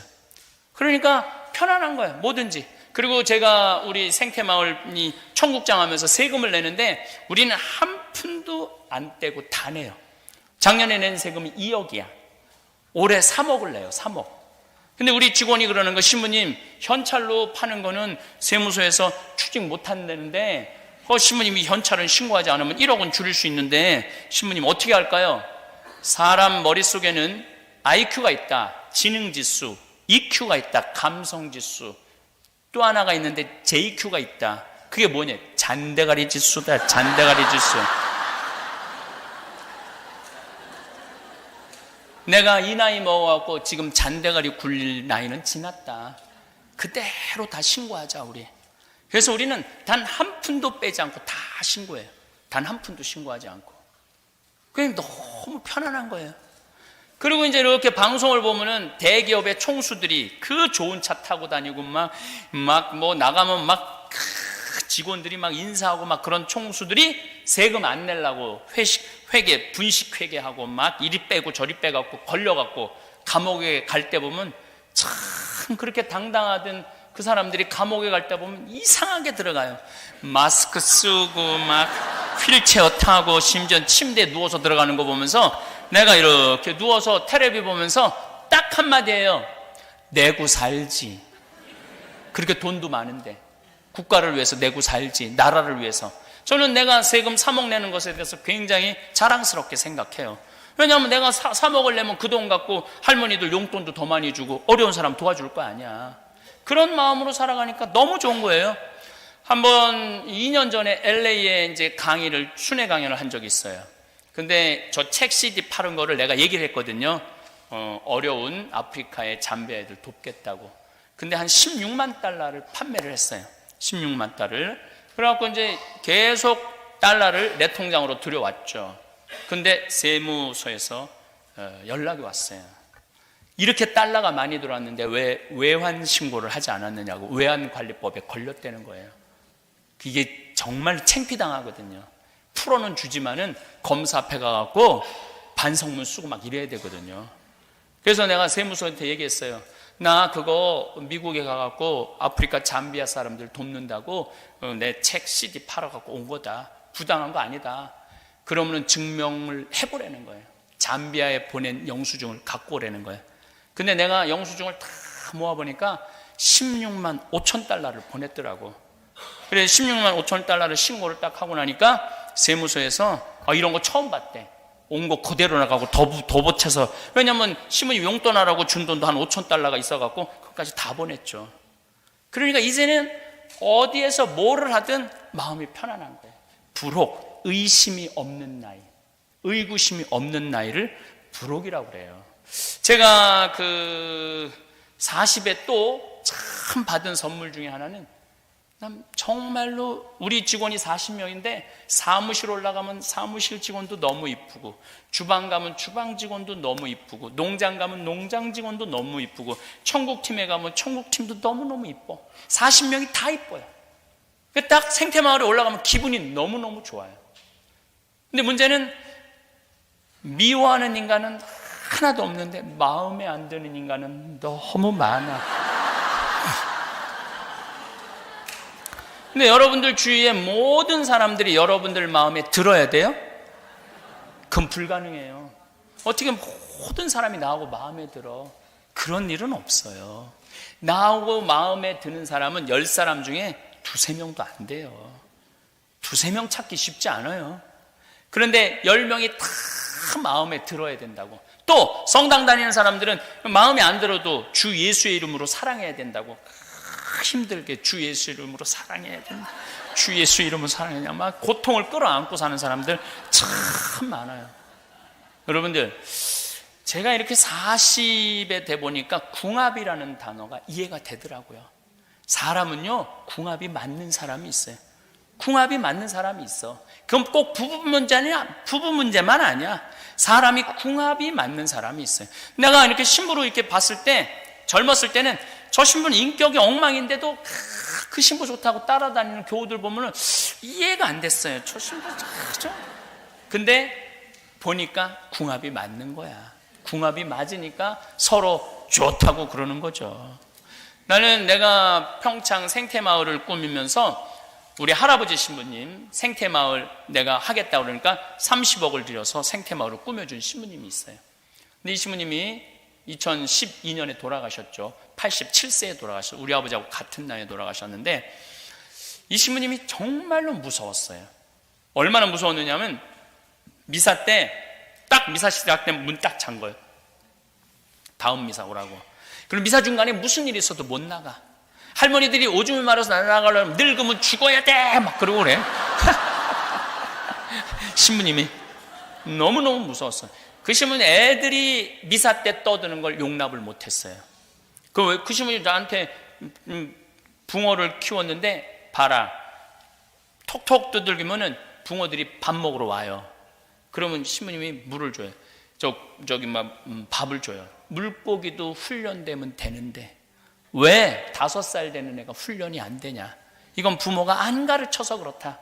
그래갖고 이제 애들이 미사 때 떠들면은 이 새끼 애미 누구냐고. 자식 교육 똑바로 시키라고. 대놓고 하세요, 대놓고. 한 번은 5살 된 애가 신부님 막 이제 성창 감사송 하는데 탁 걸어 들어오는 거예요. 그럼 신부님 어떻게 그냥 가만히 있어 이러고. 그럼 온 교우들이 완전히 사색이 되는 거예요. 이제 또 신부님이 불호령이 떨어져. 그래서 이 신부님 별명이 호랭이 신부님. 불호령이 떨어지겠구나. 제대 거의 중간까지 왔는데 신부님이 딱 멈추더니 이 새끼 애미 누구냐고 나오라고. 근데 그 뒤에 유아실이 있었는데 그 엄마가 끝까지 나오지 않았어요. 그래서 결국은 미사 봉사자가 데리고 나갔어요. 그래서 그 엄마는 1년 동안 엄마이기를 포기한 엄마로 아주 유명한 엄마가 됐죠. 그렇게 무서워서 신부님이. 근데 나는 그 신부님 보좌 신부라는데 너무 편안하더라고요. 신부님과 같이 있으면 시간 가는지 모르고 너무너무 좋아. 또 내가 또 방법을 많이 신부님이 5분 이상 화를 못 내세요. 그래갖고 이제 내 보좌 신부방이 5층이고 신부님 식당은 1층이고 신부님방 1층인데 5층에서 내려오다 보면 소리 지르는 소리가 들려요. 벌써 누군가 걸려갖고 혼나는 거지. 그럼 나는 이렇게 내려오다가 3층에 이렇게 새는 데가 있어요. 그러면 이렇게 새갖고 눈에 띄면 나까지 싸잡아서 너는 뭔데 이러니까. 근데 하여튼 이 신부님 나하고 궁합이 너무너무 잘 맞았어요. 은퇴하시고 제가 10년을 모시고 살았어요. 근데 한 번도 다툼이 없었어요. 한 번도. 너무너무 행복하게. 그래서 우리 수원교구의 모든 어른 신부님들, 주교님들, 젊은 신부들이 어떻게 저렇게 둘이 아버지 아들같이 저렇게 오랜 시간 동안 변함없이. 근데 신부님이 이제 2012년 2월 2일 날 입원하셔서 5월 17일 날 돌아가셨는데, 입원하셔갖고 목에 구멍을 뚫으셨어요. 그래서 내가 목에 구멍 뚫지 말라는 거예요. 너무너무 힘들어하는 거예요. 목에 뭐가 걸리면은.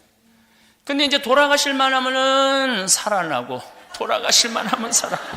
나는 강의는 너무너무 사순 특강 다니고 너무너무 바쁜데, 그래서 이제 뭐 주일날 저녁인지 월요일날 저녁인지 돌아가시기 한 3일 전에 돌아가신다고 그랬고, 주교님들 다 오고 교구청 다 오고 신부들 다 와서 인사를 하는데 안 돌아가시는 거예요. 밤 12시가 됐는데. 근데 다 간다면서 나보러 한다는 소리가, 네가 지켜, 난 내일 강의 있는데. 자기네들은 10분 정도만 되면 집에 가는데 난 3시간 운전하고 평창 들어가야 되는데 새벽 3시까지 기다리는데도 안 돌아가시더라고요. 그래서 내 신부님, 내가 오늘 강의가 있어서 갔다 올 테니까 그 전에 돌아가시면 안 된다고. 그래갖고 이틀을 이제 강의를 하는데 너무너무 느낌이 이상한 거예요. 그래서 오늘은 안 되겠다. 그래서 보좌 신부한테 네가 다 해라 프로그램. 그리고 이제 수원으로 왔죠. 와갖고 이틀 동안 혼수 상태에 계셨는데, 제가 지인들도 다 오라고 그랬어요. 벌써 다 20명 정도 와 있더라고요.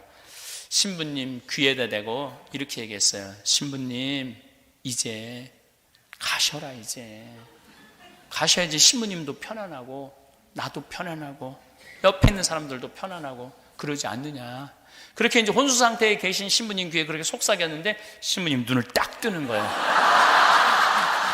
내가 죽으라고 그랬는데 눈을 딱 뜬 거야. 얼마나 놀랬는지. 그 교우들이 그러는 거야. 저거 보라고. 저 수많은 신부들이 와서 신부님 눈 한번 뜨라고 그래도 눈 안 뜨더니 저 사랑하는 신부가 오니까 눈 뜨는 거 보라고. 그래서 내가 신부님한테 말씀드렸어요. 신부님 평생 저 바람막이 대주시고 제 아버지같이 이렇게 돌봐주셔서 너무너무 감사하다고, 이제 하느님 품으로 가실 때 됐다고, 이제 여기 다 눈 마주치고 다 바라고, 평생 신부님 따라다니던 지인들 아니냐고 다 눈을 마주치시더라고. 내가 손을 꼭 잡고 신부님 이제 편안하게 가시라고. 근데 딱 눈을 감으시는 거예요. 그러니까 마지막까지 내 품에서 돌아가신 거예요. 궁합이 기가 막히게 맞은 사이죠. 그렇게 궁합 맞기가 쉽지가 않거든요. 그러니까 인생에 많은 사람들이 그렇게 궁합에 맞는 게 아니에요. 그러니까 여러분들 굳이 궁합 안 맞는 사람 주 예수의 이름으로 사랑한다고 들이대지 마세요. 안 맞으면 안 맞는 거야. 주 예수님 이름까지 들먹일 필요 없어. 그냥 간단한 인사만 하고 정말 마음에 드는 사람, 정말 나하고 맞는 사람하고 사랑 쌓기도 바쁜 세상에 굳이 안 맞는 사람 그냥 갈등 일으켜가면서 그냥 마음의 상처 줘가면서 받아가면서 그러실 필요가 없어요. 제가 이제 나이가 이제 50이 됐어요. 이제 지천명의 나이야. 하늘의 뜻을 아는 나이에요. 요즘 제가 이제 다음 시간에 아주 드라마틱한 화면을 보여드리면서 말씀을 드리겠지만은, 하느님께서 나를 왜 사제로 부르셨고 왜 아프리카로 보내셨고 그걸 알 것 같더라고요. 그리고 요즘은 내가 막 일을 추진하다가도 일이 안 되잖아요. 그럼 내가 딱 이렇게 말해요. 당신이 원하는 게 아닌가 보네. 그러나 딱 덮어요. 아니, 구원도 하느님이 더 급하지 내가 급해? 여러분들 주위에 혹시 성당 안 나가는 사람 걱정하지 마세요. 하느님이 더 급하겠지. 여러분들이 더 급하겠어요? 하느님이 알아서 하시겠지. 제가 성서 강의하면서 많은 의문점이 있어요. 우리 가톨릭이 지금 13억이고 이슬람이 17억이에요. 17억. 물론 그리스도교 통틀어서는 25억이지만은, 그리고 유대인들은 정작 예수님을 믿지 않아요. 나한테 들이대는 거예요. 신부님, 예수님이 진짜 하느님이라면은 왜 유대인들 정작 예수님을 믿지 않느냐고. 그리고 지금 이슬람은 왜 17억이냐고. 신부님 설명해 보라고 나한테 그래요. 그럼 난 딱 이렇게 말해요. 나도 몰라. 그걸 내가 어떻게 다 알아야 돼. 난 그냥 예수님이 너무 좋고 예수님 사랑하고 예수님의 사제야. 그런 것까지 내가 알 수 없는 것까지 나 설명할 능력 없어. 나도 몰라. 당신이 알아서 물어봐. 그리고 뭐 인터넷에 또 뭐 이런, 내가 신앙생활을 해보니까 저 공부를 과학을 공부해보니까 하느님이 없는 것 같고 어쩌고저쩌고 막 그래. 지금 이런 사람 어떻게 해? 나도 몰라. 자기 인생 자기가 알아서 하는 거지. 내가 그 인생까지 걱정해야 돼? 그리고 하느님이 알아서 하시겠지. 나중에 알아서 계산하시겠지. 마음이 참 편안해졌어요. 한 번은 내가 간호대학 짓는다고 나는 2억을 내놓을 테니까 1,000만 원씩 30명만 나한테 좀 보내달라고 내가 한국에서 평화방송에 강의를 했어요. 2월 달에 강의했는데 4월 마지막 주에 우리 국장한테 물어봤어요. 돈 얼마 들어왔냐? 근데 2억 8천이 들어왔다는 거. 2억 8천. 그냥 난 모금을 안 다녀요. 나는 하느님이 필요하면 보내주겠지. 안 보내면 나도 안 할 건데 급한 건 하느님이지 내가 급한 게 아니거든. 그 2억 8천이 2달 만에 2억 8천 들으면 대단한 일이잖아요. 근데 나는 기도를 어떻게 했느냐면은 하느님 왜 2천만 원이 비냐고. 아니 내가 2억 내놨으면 당신 3억 내놔야 될 거 아니냐고. 왜 2천만 원이 비느냐고. 오후 3시에 그렇게 기도하고 4시 강의에 교우들한테 얘기를 했어요. 나 오늘 이렇게 기도했다. 근데 저녁 8시에 할머니 한 분이 전화를 했어. 그것도 개신교 다니는 할머니가. 개신교 다니는 할머니가 전화를 했는데 신부님 기도 중에 하나님께서 황창현 신부님 돈 필요하다고 2천만 원 보내라고 그래서 보냈다는 거예요. 이게 웃을 일이 아니라 무서운 일이에요. 얼마나 내가 무서웠는지 몰라요. 내가 반장난식으로 하느님 왜 2천만 원이 비느냐고 그랬는데 그날 저녁에 2천만 원을 보내준 거예요. 얼마나. 그래서 하느님의 섭리라는 게 우리가 믿어야 돼. 저는 잠비아 일을 하면서도 막히는 일들이 너무 많아요. 근데 내가 하느님한테 이렇게 기도해. 나는 심부름은 내가 정말로 열심히 할 자신 있다. 내 목숨을 걸어서도 할 수 있다. 그렇지만 안 되는 부분은 당신이 알아서 해라. 내가 안 되는 부분은 당신이 알아서 해야지. 내가 그것까지 억지로 하냐. 그러니까 순리에 따르게 되더라고요. 억지로 하는 게 하나도 없어. 그래서 귀양 막 말 나온 김에 한마디 하면 내가 여주에 16만 평 제2생 저기 그걸 써놨더라고. 그 제2생태 마을 저 기금 아니에요. 저거 팔아갖고 잠비아로 나가지. 수원교구 돈 많은데 뭐하러 힘들게 청국장 팔아갖고 수원교구에 내려놔. 아프리카에 내려놔야지. 제2생태 마을을 내가 허가를 다 받아놨어. 불가능한 허가를. 근데 딱 교구청에서 연락이 와서 손 띄라고. 근데 내가 어떻게 말했느냐면 띄겠다고.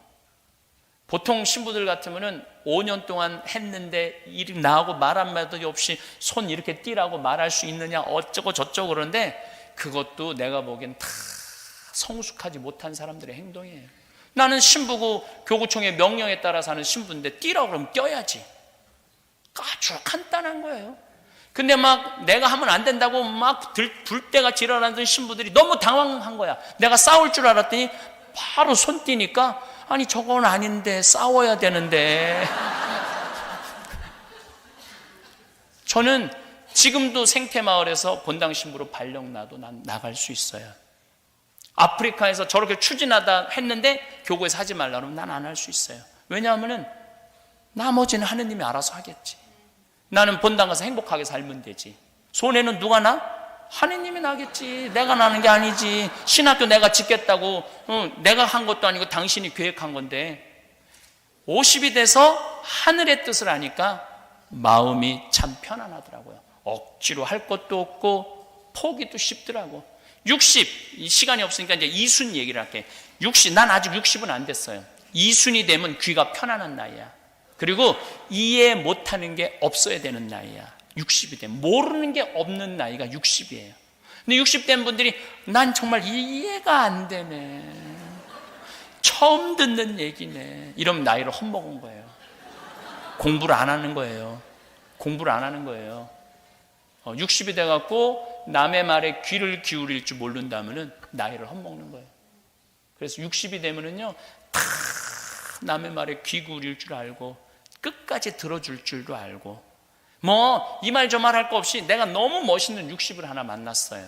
직접 만난 적은 없는데 내 후배 신부 중에 하나가 5년 정도 후배 신부가 그것도 5년 전에 여자 때문에 옷 벗은 것도 아니고 돈 때문에 옷 벗은 것도 아니야. 이거 굉장히 상징적인 신부예요. 기쁘지 않았대요. 미사를 드리는데 기쁘지 않았대요. 강론을 하는데 기쁘지 않았대요. 기쁘지 않은데 여기서 드리는 건 이건 교우들을 기만하는 거고 하느님을 기만하는 거라고. 그래서 난 더 이상 사제의 자격이 없다고 옷을 벗었어. 너무너무 아깝더라고. 내가 평상시에 아끼던 신부인데 기쁘지 않은 순간이 오죠. 정말로 하기 싫을 때가 와요, 신부들한테. 근데 그 신부는 그 시기를 못 넘긴 거죠. 옷을 벗고 나갔어. 나는 잊었죠. 뭐 참 아깝다 이렇게만 생각을 하고. 근데 그 본당, 젊었을 때 본당 신부한 성모회장이 그 신부를 굉장히 사랑했나 봐. 근데 딸이 하나 있었는데 37, 8, 그 신부 45. 그 딸한테 그랬대요. 너 시집도 안 갈 거면은 그 신부님이 혼자 사는데 힘들 거다. 세상살이 혼자 밥하고 빨래하고 힘들다. 너 시집 안 갈 거면 그 신부님한테 시집 가라. 그래서 어려운 신부님 하나 정말 의지가지 좀 도와드려라. 어떻게 생각하냐? 뭐 나 그 신부님하고 결혼하는 거 그렇게 나쁘진 않아.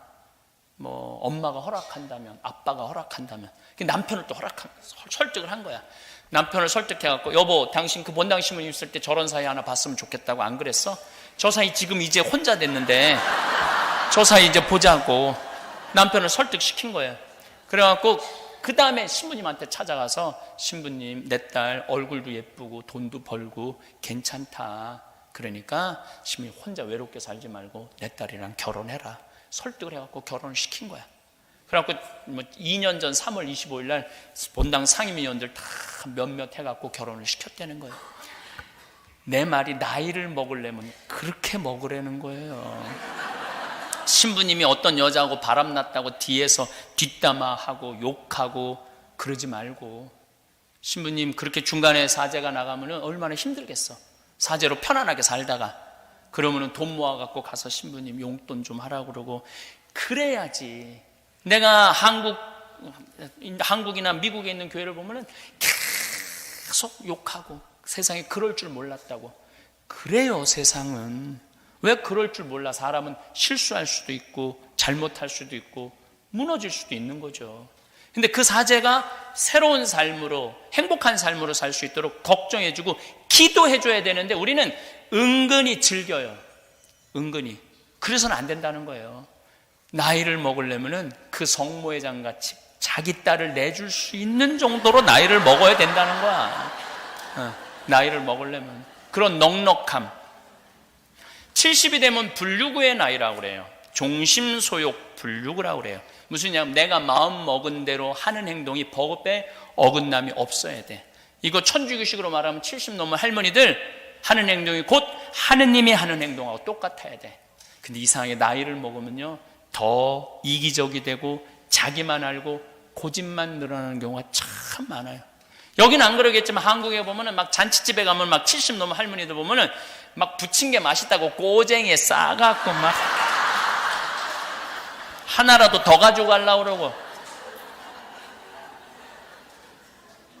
이때부터는 이런 말을 할 수 있는, 늙으려면 곱게 늙어라.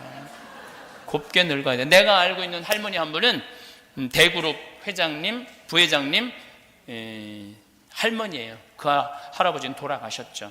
이 할머니는 돈을 겨울에 5만 원을 손에 딱 말고 성당을 나간대요.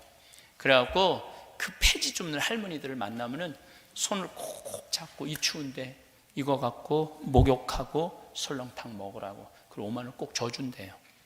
성당에서도 이렇게 그 성당이 굉장히 서울의 큰 성당인데 밤새 경비 쓰는 아저씨들 있잖아요. 그러면은 꼭 5만 원을 말아서 이거 오늘 퇴근하는 길에 아침에 추운데, 아주 추운 날은 그렇게 한대. 그리고 성당에 뭐 연령애들 가면 돈 100만 원 봉투 그동안 많은 분들 기도해서. 그러니까 쓸 줄 아는 거지. 아무리 부자라도 쓸 줄 모르면 그거하고 나하고는 아무 상관없어. 그 내가 40대 때 깨달은 거라고 그런 거예요. 아무리 부자고 폰만 쓰면 옆에서 가슴만 아파요. 그런 여자가 아니라 그런 부자 옆에 있으면 상처만 입는 거야, 상처. 그러니까 늙으려면은 좀 아름답게 늙어가야 되는 거 아닌가 이런 생각을 합니다. 우리는 항상 말을 합니다. 그 말을 듣는 첫 번째 대상자가 누구일까요? 바로 나 자신입니다. 가장 먼저 내가 듣게 되고 그 다음 상대방에게 전달됩니다. 내가 하는 말이 결국에는 남이 아닌 나에게 제일 영향이 주게 된다는 말입니다. 그 중에서도 부정적인 말들은 그 영향이 훨씬 더 크지요. 나를 헤어나올 수 없는 늪으로 빠지게 할 만큼 강력합니다. 그러니 말 한마디라도 조심해서 해야 합니다. 우리는 살아가면서 정말 많은 사람들을 만나고 소중한 인연을 맺어가고 있습니다. 사랑하는 사람이 내 곁에 없다면 얼마나 외롭고 그리울까요? 가족이나 직장 동료, 친구나 지인들과의 모임에서 사람들을 만나면 우리는 서로의 안부를 물으며 삶에 대한 이야기를 하고 소통합니다. 그렇게 당신과의 인연이 깊어지면 가슴속에 묻어두고 차마 하지 못했던 이야기들도 조금씩 꺼내어 보이기도 하죠. 하지만 우리가 무심코 내뱉었던 대화의 내용에는 다른 사람에게 절대로 하지 말아야 할 말들이 있습니다. 아무 생각 없이 상대방에게 했던 나의 말이 다른 사람의 입을 통해 돌고 돌아 결국에 나에게 화가 되어 돌아온 경험이 누구나 한 번쯤은 있겠지요. 당신의 말과 나의 말로 인해 상처 주고 상처받는 것은 인간의 마음이 너무나도 여리고 아픔을 느끼며 살아가는 존재라는 것입니다. 그대들은 가족이라 하여 내 모든 것을 이야기해도 된다고 생각하시나요? 저도 예전에는 가까운 이들에게 내 사생활을 모두 이야기하였습니다. 하지만 그것들이 나중에는 되려 저의 약점으로 돌아왔습니다. 그래서 제가 이제서야 깨달은 것은 나와 가까운 사람들일수록 이것들을 악착같이 감추어야 한다는 것이었습니다. 나이 들면 들수록 이것을 더욱 감추고 비밀로 하는 게 좋을 것입니다. 우리는 인생에 있어서, 인간관계에 있어서 친하면 친할수록 더 크고 깊게 느끼며 한번 내뱉으면 영원히 지울 수 없는 것이 있습니다. 뾰족하게 날카롭고 무심코 던진 돌멩이 같은 그것. 그래서 상처가 되어 아물어도 평생 흔적이 남는 그것. 그것은 바로 말실수입니다. 우리는 살아가면서 누구나 많은 말실수를 합니다. 말실수는 말이기 때문에 실수할 수 있지만 말이기 때문에 한번 뱉은 말은 주워 담을 수도 없지요. 그래서 우리는 항상 말실수를 하고 기어코 관계가 틀어지고 나서야 후회를 합니다. 왜 그 말 한마디 소중하게 생각하지 않았을까 하고 말입니다. 여러분들은 그중 특히 해야 하지 말아야 할 말을 가리지 못해 주변을 곤란하게 하고 나아가 스스로의 인생도 망치는 사람을 보신 적은 없으신가요? 어떤 모임이든 꼭 그런 사람들이 한 명씩 있기 마련인데요. 그것은 문화센터를 다니던 한 할머니에게도 마찬가지였습니다. 그 할머니는 소일거리 삼아 동네 친구들과 주민 문화센터를 다니고 계셨습니다. 그런데 그 문화센터에서 한 번씩 마주치는 아주 특이한 할머니가 있었다고 합니다. 그 친구는 정말 드라마에서나 나올 법한 돈자랑 말고는 할 줄 아는 게 하나도 없는 할머니였습니다. 평소에도 고급 외제차를 타고 다니며 온갖 명품으로 치장하고 하다못해 속옷도 비싼 게 아니면 불편하다고 쳐다도 안 봤습니다. 물론 조금 위화감이 느껴지지만 그래도 자기 돈으로 자기가 비싼 거 입고 좋은 거 먹는다는데 누가 뭐라고 할까요? 그런데 문제는 하나부터 열까지 다 자랑질을 하고 상대방과 비교하면서 은근히 기분 나쁘게 한다는 거였습니다. 예를 들면 이런 식이었습니다. 할머니나 할머니 친구가 입고 온 원피스 메이커를 들먹이면서 여기 옷은 디자인은 좋은 것 같은데 원단이 워낙 싸구려라 금방 질리더라고요. 저런 차 몰면 무시당하기 딱 좋지 않아? 그 친구는 늘 이런 식으로 상대를 무시했습니다. 평소에 자기가 이런 말을 하는지조차 인지를 못하는 것 같았습니다. 그런 정도가 얼마나 심했는지. 한 번은 부자 할머니의 아들이 어머니를 모시러 왔다가 어머니가 상대방을 깎아내리며 자랑질하는 모습에 당황해 어머니를 얼른 차에 태우고 도망치듯 떠나기도 했습니다. 부자 할머니는 마당이 넓은 고급 주택을 가지고 있었는데 거기에 더해 자신 명의의 건물들에서 나오는 월세만 해도 한 달에 좋기 1,000만 원은 넘는다면서 대화의 99%가 자기 돈 자랑이었습니다. 근데 남에게 베푸는 일에는 어찌나 인색한지 그렇게 돈 자랑을 하면서 친구들한테 커피 한 잔 사주지 않았습니다. 그래서 다들 아니 지긋지긋하게 돈 자랑할 거면 어디 밥이라도 한 끼 사던가. 뒤에서 이렇게 흉을 봤습니다. 그런데 그렇게 뒤에서 흉을 보든 말든 부자 할머니는 아랑곳하지 않고 새로 산 가방이며 반지를 눈앞에 들이밀며 자랑을 해댔습니다. 그러다 가끔은 상대방이 정색하거나 이상한 눈초리로 보면 자기도 좀 눈치가 보이는지 이렇게 말합니다. 왜 이거는 100만 원밖에 안 하는 거야. 그리고는 이내 나 이번에 주식에 한 500 넣었다가 300 까먹었잖아. 그래도 뭐 다음 달에 월세 1000만 원 들어오면 금방 메꾸니까 괜찮아. 그러면 친구들은 또 시작이다 싶어서 건성으로 답하다가 슬그머니 집으로 내빼기 일쑤였습니다. 그러던 어느 날 그날은 부자 할머니의 아들이 아닌 남편이 그녀를 데리러 왔습니다. 남편은 말수가 적고 점잖아 보였습니다. 왜 이렇게 늦었어요? 부자 할머니가 데리러 온 남편에게 묻습니다. 회사 일이 바빠서. 바쁘기는 무슨, 회사까지 거리가 뭐 얼마나 된다고. 그러니까 돌아다니지 말고 집에 가만히 있어. 그리고 그 다음부터는 부자 할머니 혼자 짜증을 내고 남편은 아내에게 아예 대꾸조차 하지 않았습니다. 남편은 점잖은 게 아니라 무뚝뚝하고 정이 없는 사람 같았습니다. 그리고 할머니는 얼마 후 우연히 부자 할머니의 속사정을 듣게 되었는데 아예 남편이 집에 들어오지 않는 날도 많다고 합니다. 돈을 버느라 남편은 늘 바빴다고 합니다. 반면 문화센터를 다니는 할머니의 친구들은 대부분 취미를 즐기며 행복하게 노후 생활을 즐겼습니다. 그리고 남는 시간엔 집 주변이나 빈 공터에서 고추, 파, 토마토, 배추 농사를 지어 서로 나눠주기도 했습니다. 그렇게 친구들끼리 소소하게 마음을 나누며 잘 지내고 있었는데 그 부자 할머니가 그것을 보고 난 뒤부터 문제가 생겼습니다. 그때까지만 해도 부자 할머니는 돈 자랑은 해도 남한테 대놓고 싫은 소리를 한 적은 없었는데 어느 날부터 갑자기 말도 안 되는 트집을 잡기 시작했습니다. 할머니와 친구들이 입고 있는 옷을 보고는 대뜸 어머 이 싼 티 좀 봐. 시장 바닥에서 샀어? 아무리 싸구려라도 이건 좀 심한 거 아니야. 그리고 너희들 노후 준비는 제대로 돼 있니? 요즘 나이 들면 한 달에 들어가는 비용이 얼만지는 알아. 할머니와 친구들은 기분이 나쁘기보다 어이가 없었습니다. 이런 이야기를 대놓고 하는 부자 할머니가 안쓰럽기도 해서 말없이 씩 웃었죠. 그랬더니 부자 할머니는 더 약이 올랐는지 하긴 원래 좀 없이 사는 사람들이 의존적으로 살게 되는 거지. 워낙 없으니까 한 사람의 인격체로 온전히 설 수가 없으니 서로 주고 받아야만 하겠지. 부자 할머니는 유식한 척 돌려 말했지만 분명 할머니와 친구들 들으라고 하는 말이었습니다.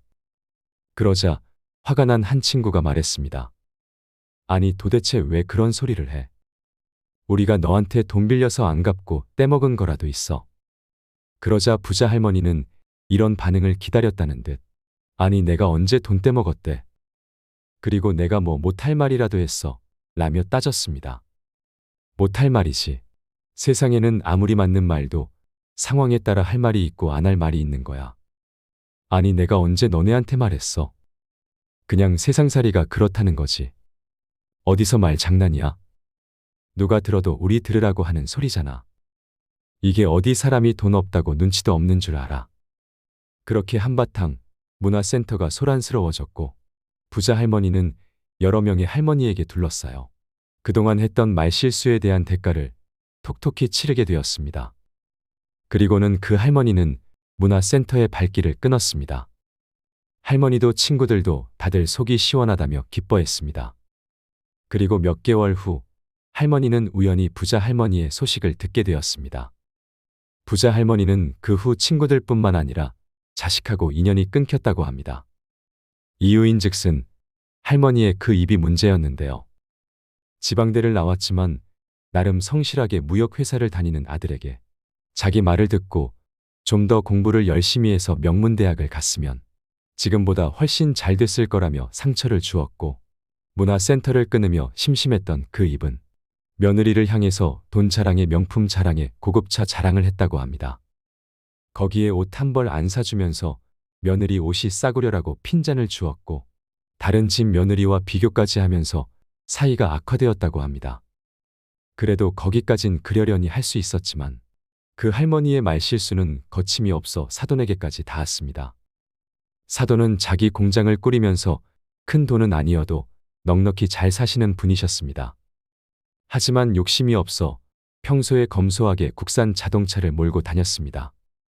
부자 할머니는 이번에도 어김없이 에이, 설마 이게 바깥 사돈 차는 아니겠죠? 요즘 남자가 저런 차 몰면 무시당하기 딱 좋은데 안 그래요? 딱 보니 안사돈이 타고 다니는 차겠네요. 그렇게 그 할머니는 친인척에게 돈 한 푼 안 쓰면서 허구한 날 돈 자랑을 하고 사람을 무시하니 가족들과의 관계가 소원해졌습니다. 그렇게 점점 아들네하고 사이가 멀어져 급기야는 연이 끊어졌다고 합니다. 그리고 그뿐만이 아니었습니다. 그 할머니는 남편과도 이혼을 했다는 놀라운 소식도 들려왔습니다. 돈 자랑과 무시하는 말투 때문에 주변 사람들과의 관계는 멀어졌는데 부자 할머니는 어떻게 그것을 풀어나갈지 모르니 속상한 마음에 계속 막말을 하게 되면서 인간관계는 파탄에 이르렀습니다. 할머니는 부자 할머니의 뒷얘기를 듣고 돈이 넘쳐나는 그 친구 인생보다 조그만 땅에서 채소를 심고 길러서 친구들과 자식들에게 나누는 우리의 인생이 100배는 낫다 생각하셨습니다. 그래서 부자 할머니처럼 돈만 쫓으며 살다가 얼마가 남았을지도 모르는 귀한 인생을 낭비하고 싶지는 않다고 하십니다. 우리의 삶에서 말이란 참으로 편리하지만 한편으론 양날의 칼과도 같습니다. 말실수는 가족이나 친구에게 전해주려다 그만 손이 미끄러져 깨져버린 유리와 같습니다. 깨진 유리는 잘게 파편이 되어 사방으로 흩어져서 이내 상대의 몸에 튀어 상대가 다치고 말죠. 그래서 사과를 해보았지만 이미 늦었고 정신을 차리고 보니 나의 몸에도 날카로운 유리 조각이 박혀 있죠. 그래서 언젠가 여러분들은 이런 말실수를 줄이려고 말을 아예 안 해본 적은 없으신가요? 하지만 며칠 안 가 그 결심이 무너진 적은 없으신가요? 또한 말은 마음이 인쇄된 출력본이라고도 해서 그래서 결국 마음을 잘 다스리면 말도 곱게 나오는 것이라 마음을 깨끗하게 뽀드득 소리가 나게 닦아 두어야지라는 생각도 해보지만 우리의 마음은 거울이나 유리창처럼 보이거나 만질 수가 없어서 마음을 어떻게 닦아야 하는지 알 길이 없습니다. 그래서 어쩔 때는 홧김에 마음에 없는 소리를 하기도 합니다. 그래서 가까운 사람에게 잊지 못할 상처를 주기도 하지요. 제 지인인 언니는 어려서부터 3남매 중 장녀로 태어나 7살 때부터 부엌에서 엄마 일을 도왔습니다. 엄마는 새벽부터 저녁까지 농과 밭일을 하셨습니다. 그리고 가을 추수하기가 무섭게 겨울에는 새벽부터 집에서 나와 산을 꼬박 2개를 넘고 부두가 뗏목에 가서 하루 종일 조개와 굴을 까주고 저녁에 돈 1만 원을 받아왔습니다. 그렇게 3남매를 키웠습니다. 그래서 그 언니는 가난이 싫었습니다. 그래서 열심히 공부하여 시내의 좋은 고등학교에 들어갔고 3년 뒤 명문대학에 합격했습니다. 그리고 언니는 어릴 때부터 설날이나 추석에 받은 용돈을 하나도 쓰지 않고 모아서 통장에는 700만 원이 있었습니다. 언니는 그 돈으로 대학 등록금을 냈습니다. 그런데 졸업식 날 언니가 엄마한테 화를 냈습니다. 태어나서 처음으로 엄마한테 소리를 질렀습니다. 내가 언제 어디에 같이 가달라고 한 번이라도 말한 적 있어. 아니 어떻게 엄마는 졸업식에까지 못 온다는 거야? 내가 엄마 자식이기에. 이럴 거면 나를 왜 낳았어? 이 집에 식모살이 하라고 낳은 거야. 언니는 홧김에 이렇게 말해버렸습니다. 하지만 화를 낼 줄 알았던 엄마는 아무 말 없이 가만히 서 있었습니다. 그리고 이내 눈물이 맺힌 엄마 눈에는 언니의 모습만이 맺히고 언니는 미안하다고 사과하는 엄마를 보며 이내 후회했습니다. 그리고 평생 동안 홧김에 해버린 그 몇 마디 말실수를 후회했습니다. 엄마는 딸에게 온갖 고생을 시킨 것도 미안했고 배우지 못한 자신이 세상 물정을 몰라서 딸의 입시에 도움이 되지 못해서 미안했고 시골 촌부인 자기가 졸업식장에 나타나 딸에게 폐가 될까 두려워서 졸업식에 가지도 못해서 미안했던 것입니다. 그렇게 언니는 홧김에 모진 말을 해버리고 나서야 그래 차라리 나를 원망해라. 차라리 나를 미워해라라고 말하는 엄마의 눈물을 보고 주저앉아 오열하고 말았습니다. 혹시 여러분들은 이런 일이 없으신가요? 아니면 하루를 보내고 나서 조용히 귀갓길에서 혹은 자기 전에 누워서 오늘도 나는 하루 종일 무슨 얘기를 하고 다녔나 하고 뒤돌아본 적은 없으신가요? 저는 한때 잠자리에 누워서 잠들기 전 저의 그날의 말과 행동을 돌아보고 참 후회할 때가 많았습니다. 내 멋대로 내 성에 안 내켜 무심코 해버린 말과 무심코 지어버린 표정들, 내가 하루 종일 흘린 쓸데없는 말들이 풀려버린 신발끈처럼 너덜너덜 늘어져 있었기 때문이었습니다. 그래서 가끔 그 신발끈을 밟고 자빠지고 넘어졌지요. 그래서 잠자리에서 얼굴이 화끈 달아올라서 내일은 안 그래야지, 내일은 안 그래야지 다짐해보지만 안 그랬던 내일은 그리 많지 않았습니다. 우리가 삶을 사는 데 있어서 이 말 실수만큼이나 공든탑을 무너뜨리는 것도 없지만 이 말 실수만큼이나 저지르기 쉬운 실수가 또 없습니다. 그렇다고 우리가 말을 하지 않고 살 수는 없는 노릇입니다. 그리고 자기 PR 시대에 다양한 사람들이 다양한 방식으로 사는 이 시대에 저는 나의 자랑을 조금 하는 것, 남의 이야기를 조금 하는 것은 큰 문제가 될 리는 없다고 생각합니다. 조금의 자랑으로 내 자존감을 높일 수 있고 조금의 수다로 이야기 꽃을 피울 수 있다면 가뜩이나 힘들고 지치는 세상살이에 내 자랑과 남 이야기만큼 재미있는 게 또 있을까요? 하지만 정도를 벗어나고 요령이 없으면 이 재미가 큰 재앙으로 바뀌어 내 인생을 휘몰아 쳐대니 이것이 문제라는 것입니다. 그렇다면 우리가 살면서 이것만큼은 언급하지 말아야 할 말들은 어떤 것들이 있을까요? 첫 번째, 남의 허물과 비밀은 되도록 말하지 마세요. 우리는 살면서 남의 이야기를 많이 하고 삽니다. 그리고 남의 약점을 이야기하는 것이 좋은 일이 아니라는 건 누구나 다 알고 있지요. 하지만 우리가 살면서 어떻게 남 이야기를 안 하고 살 수 있을까요? 세상 돌아가는 이런저런 이야기를 어떻게 안 하고 살 수 있을까요? 하지만 그럼에도 우리가 남의 이야기를 할 때 조심해야 한다면 그것은 내 이야기를 듣는 상대가 누구인가가 문제이기 때문입니다. 여러분들 주변에 기적적으로 내가 한 이야기를 무덤까지 가지고 갈 사람이 있다면, 내가 한 이야기를 남에게 절대로 말하지 않을 사람이 있다면 괜찮겠지만, 그렇지 않다면 부디 남의 단점에 대해 입에 올리지 않는 게 좋겠습니다. 물론 남의 비밀과 사생활은 무엇보다 흥미로울 수 있는 이야기이지만, 내가 그것을 이야기하는 재미에 너무 빠진다면 자칫 입이 가벼운 사람으로 오해를 받을 수가 있습니다. 그리하여 내가 어려울 때 곁에 있어 줄 사람이 없어질 수 있으니 남의 이야기, 특히 남의 단점을 이야기할 때는 신중을 기하시는 게 어떨런지요. 두 번째, 나의 사생활을 필요 이상 말하지 마세요. 우리는 누군가에게 마음속 깊이 이해받고 싶은 마음에, 누군가에게 진정으로 공감받고 싶은 마음에 있는 그대로의 내 생각과 내 치부를 쉽게 이야기하는 경우가 있습니다. 특히 연인과 부부 사이에서도 이런 일이 많이 일어납니다. 서로 사이가 좋았을 때는 서로의 사소한 일을 모두 이야기하곤 하지만 관계가 나쁠 때에는 오히려 그게 서로의 약점이 됩니다. 물론 솔직함과 투명함은 인간관계에 있어서 신뢰를 형성하기에 좋지만 혹시 여러분들께서는 솔직한 내 이야기가 오히려 나의 약점이 되어 돌아왔던 적은 없으신가요? 연인과 부부는 서로 많은 부분에서 충돌하며 관계를 조율합니다.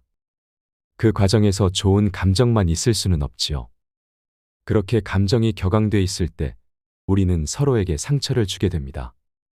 그리고 서로가 가장 아플 만한 곳을 골라서 모질게 찌릅니다.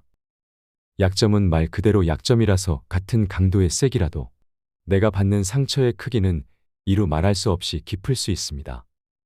그리 되면 그 충돌은 단순한 관계 이해를 위한 조율이 아니라 평생 잊혀지지 않는 상처가 되어 관계 회복이 불가능한 사이가 될 수 있습니다. 그러니 당장은 내 모든 걸 함께 하고픈 사람이 있어서 혹은 조금 답답해서 외로워서 내 모든 이야기를 털어놓기보다 내 삶의 소중한 부분을 곱게 접어서 내 마음 한켠에 숨겨두는 것은 어떨까요? 불행이든 행복이든 그 경험들이 오늘의 여러분을 있게 했기에, 그래서 여러분이 살아오신 삶은 모두 소중하기에 우리가 스스로의 삶을 아끼고 존중하는 건 어떨까요? 세 번째, 돈 자랑을 하지 마세요. 요즘 젊은이들은 말합니다. 내 돈으로 내가 사서 자랑한다는데 무슨 참견이냐고. 내 생활을 가식없이 있는 그대로 보여주는 건데 그게 뭐가 잘못되었냐고 말합니다. 하지만 저는 사실은 젊은이들도 이 사실을 알고 있다고 생각합니다. 단지 합리화할 논리를 찾고 싶을 뿐이겠죠. 그리고 젊은이들은 아직 해보지 않은 것이 많아서 가져보지 못한 것들이 많다 보니 그럴 수 있다고 생각합니다. 더욱이 요즘은 물질과 마음 둘 다 궁핍한 세상이다 보니 돈으로라도 자존감과 우월감을 남의 눈치 안 보고 누리고 싶은 마음도 당연합니다. 그러나 인간은 사람이 나보다 더 많이 가졌다는 이유만으로도 상처받는 존재입니다. 그래서 앞에서는 다들 박수쳐도 속마음은 사실 그렇지 못합니다. 그리고 대부분의 사람들은 하루하루 힘들게 살아가고 있습니다. 대부분의 사람들은 살아남기 위해서 애쓰고 투쟁하고 있습니다. 거기에 불행히 친구의 권유로 투자를 했다가 돈을 잃은 사람도 있고 퇴직금을 아들의 사업자금으로 줬다가 몽땅 잃은 사람들도 많습니다. 그렇게 저마다의 사연으로 아쉬운 것이 바로 돈입니다. 그래서 누군가에게는 100마디 욕설보다 더 아픈 게 나의 돈 자랑이 될지도 모를 일입니다. 또한 괜히 돈 자랑을 하면 여기저기에서 아쉬운 소리를 하는 사람이 나타날지도 모릅니다. 또한 친근감을 표하면서 다가와서 자기가 잘 아는 투자처가 있다며 투자를 권유할 수도 있습니다. 사람은 사람을 속이고자 하면 능히 속일 수가 있습니다. 사기꾼들은 사기를 칠 때 100% 거짓말을 하지 않습니다. 80% 정도의 진실에 거짓을 20%가량 섞습니다. 심지어 그 계획을 10년 넘게 준비하는 사기꾼들도 있습니다. 그래서 멀쩡한 사람이 사기를 당하고 돈을 잃는 것입니다. 내가 바보라서 배움이 짧아서 사기를 당하는 게 아니라 내가 돈이 있는 걸 사기꾼들이 알아서 사기를 당하는 경우가 많습니다. 우리는 그래서 나이가 들수록 의심이 많아지고 인간관계가 간소해집니다. 그만큼 경험과 지혜가 쌓이니 당연한 것입니다. 과연 돈 앞에 초연할 수 있는 사람은 세상에 몇 명이나 될까요? 그러하니 남은 인생이 무탈하고자 하신다면 돈 자랑은 부디 깊숙이 넣어두시고 소탈하고 편안한 복장으로 자유롭게 가고 싶으신 곳 다니시며 남은 인생을 즐기시길 권해봅니다. 네 번째, 나의 목표를 남들에게 말하지 마세요. 사공이 많으면 배가 산으로 간다죠. 이 말의 의미를 다시 되새겨보자면 이래라 저래라 간섭하는 사람이 많으면 원하는 목표를 이루기 힘들다는 뜻입니다. 이러한 이유로 나의 목표를 입 밖으로 꺼내면 낱말하기 좋아하는 사람들의 먹이감이 되기 쉽습니다. 그리하여 물어보지도 않았는데도 각종 조언들이 쏟아지곤 하지요. 물론 타인의 조언과 지지를 구하는 것이 때로는 도움이 될 수 있지만 사람들의 의견과 관점은 종종 서로 다르고 각자의 경험에 따라 상대적일 수 있습니다. 그래서 세상에서 가장 위험한 것은 해보지 않은 자의 조언일 수 있습니다. 저도 이런 조언으로 인해 크게 피해를 본 적이 있는데요. 때는 제 사촌동생이 이제 막 취직을 하여 일을 할 때였습니다. 당시 사촌동생은 자기가 원하는 직장에 들어갔지만 생각했던 것과 현실이 조금 달라 적응에 애를 먹고 있었습니다. 제가 보기엔 다 좋은데 몇 가지만 더 능숙하게 익히면 되는 문제라 어떻게든 지금 이 순간만 잘 넘겨보자며 응원을 해주고 있었죠. 그런데 어느 날은 사촌동생에게 전화가 와서 갑자기 회사를 그만두고 새로 직장을 알아보겠다고 하였습니다. 자신의 인생 목표를 다시 세우겠다는 것이었습니다. 저는 걱정이 되었지만 애써 침착한 척 동생에게 자초지종을 물었습니다. 알고 보니 사촌동생이 다니는 미용실의 디자이너가 사촌동생과 이런저런 얘기를 하다가 이렇게 조언을 한 것이었습니다. 사람은 자기가 진정으로 좋아하는 일을 해야죠. 이 길이 아니다 싶으면 과감하게 그만두고 새로운 길을 개척하는 것도 용기 아닐까요? 저는 그 말을 듣고 너무 화가 났습니다. 물론 저 말이 틀린 말이 아니지만, 아니 오히려 훌륭한 말이지만 제 사촌동생의 상황과 직종에 대한 이해가 없는 상태에서 너무 경솔하게 그것도 자신있게 조언을 해버린 것이 문제였습니다. 저는 몇 개월을 사촌동생과 대화하며 흔들릴 때마다 잡아주고 흔들리면 다시 잡아주면서 가슴 졸였건만 그 몇 분도 안 되는 가벼운 조언으로 몇 개월을 공들인 저희 탑을 무너뜨렸습니다.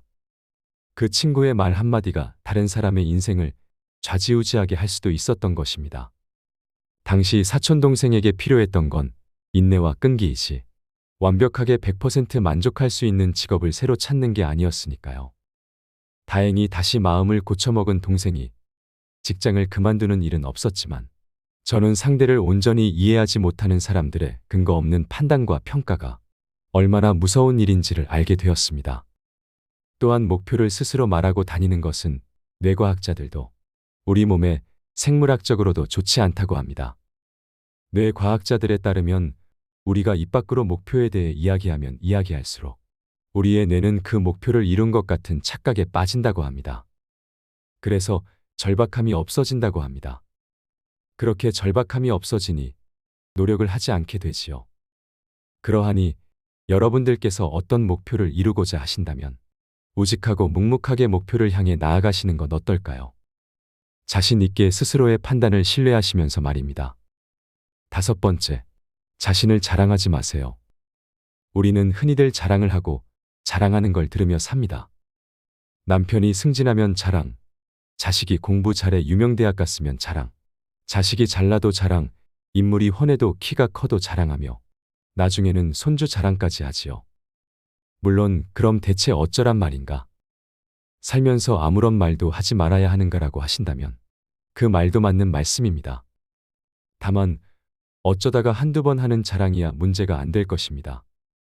하지만 무슨 일이 있을 때마다 빼놓지 않고 만나는 사람마다 기다렸다는 듯이 상세히 일일이 자랑한다면 그 자랑을 매번 듣는 사람의 기분은 그리 좋지는 않겠죠. 이것도 하지 말라, 저것도 하지 말라 했다고 해서 사람들과 인연을 끊고 살아가라는 의미가 아닙니다. 아무리 죽고 못 사는 사이라도 한치 앞을 알 수 없는 것이 우리의 인간사입니다. 나만의 원칙과 신념을 지키고 한계선을 정해놓고 남들이 넘어오지 못하게 막아야 할 것이며 우리 스스로에게 약속한 부분도 정확하게 규정해 그것을 꼭 지키셔서 정신적인 고통을 받지 마시기 바랍니다. 마지막으로 나에게 절대 하면 안 되는 3가지 말에 대해서도 얘기해보고 싶은데요. 첫 번째는 안 되면 어떡하지입니다. 무슨 일을 하기 전에 우리는 항상 걱정을 하지요. 걱정이 도를 넘어서 최악의 상황을 상상할 때도 있습니다. 그리고 사람은 이루었을 때보다 이루지 못했을 때를 더 떠올리는 경향이 있습니다. 걱정이 걱정을 남기는 상황이지요. 그럴 때는 차라리 안 될 수도 있다는 마음가짐이 편안합니다. 또는 그럴 수도 있지라고 생각해 주세요. 두 번째는 나는 왜 이럴까입니다. 가장 자기 비하적인 발언이라고 할 수 있는데요. 가령 자기 자신에게 약속을 했는데 그것을 못 지킬 수도 있습니다. 어떠한 이유나 사정들은 누구에게나 일어나는 일이니까요.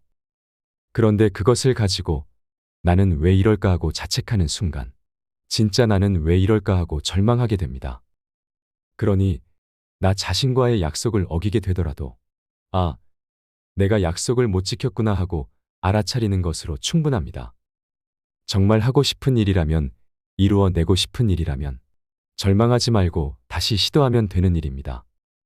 실수했다고 해서 실패했다고 해서 내 인생이 송두리째 날아가는 것은 아니니 말입니다.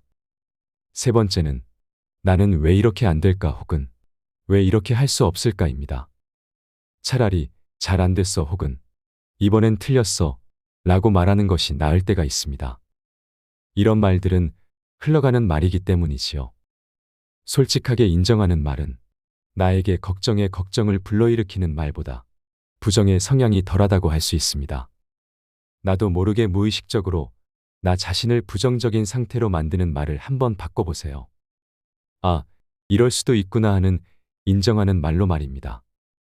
나부터가 그럴 수도 있고 저럴 수도 있고 이럴 수도 있다고 마음의 문을 열어놓는 것이 필요합니다. 우리는 행복해야 합니다.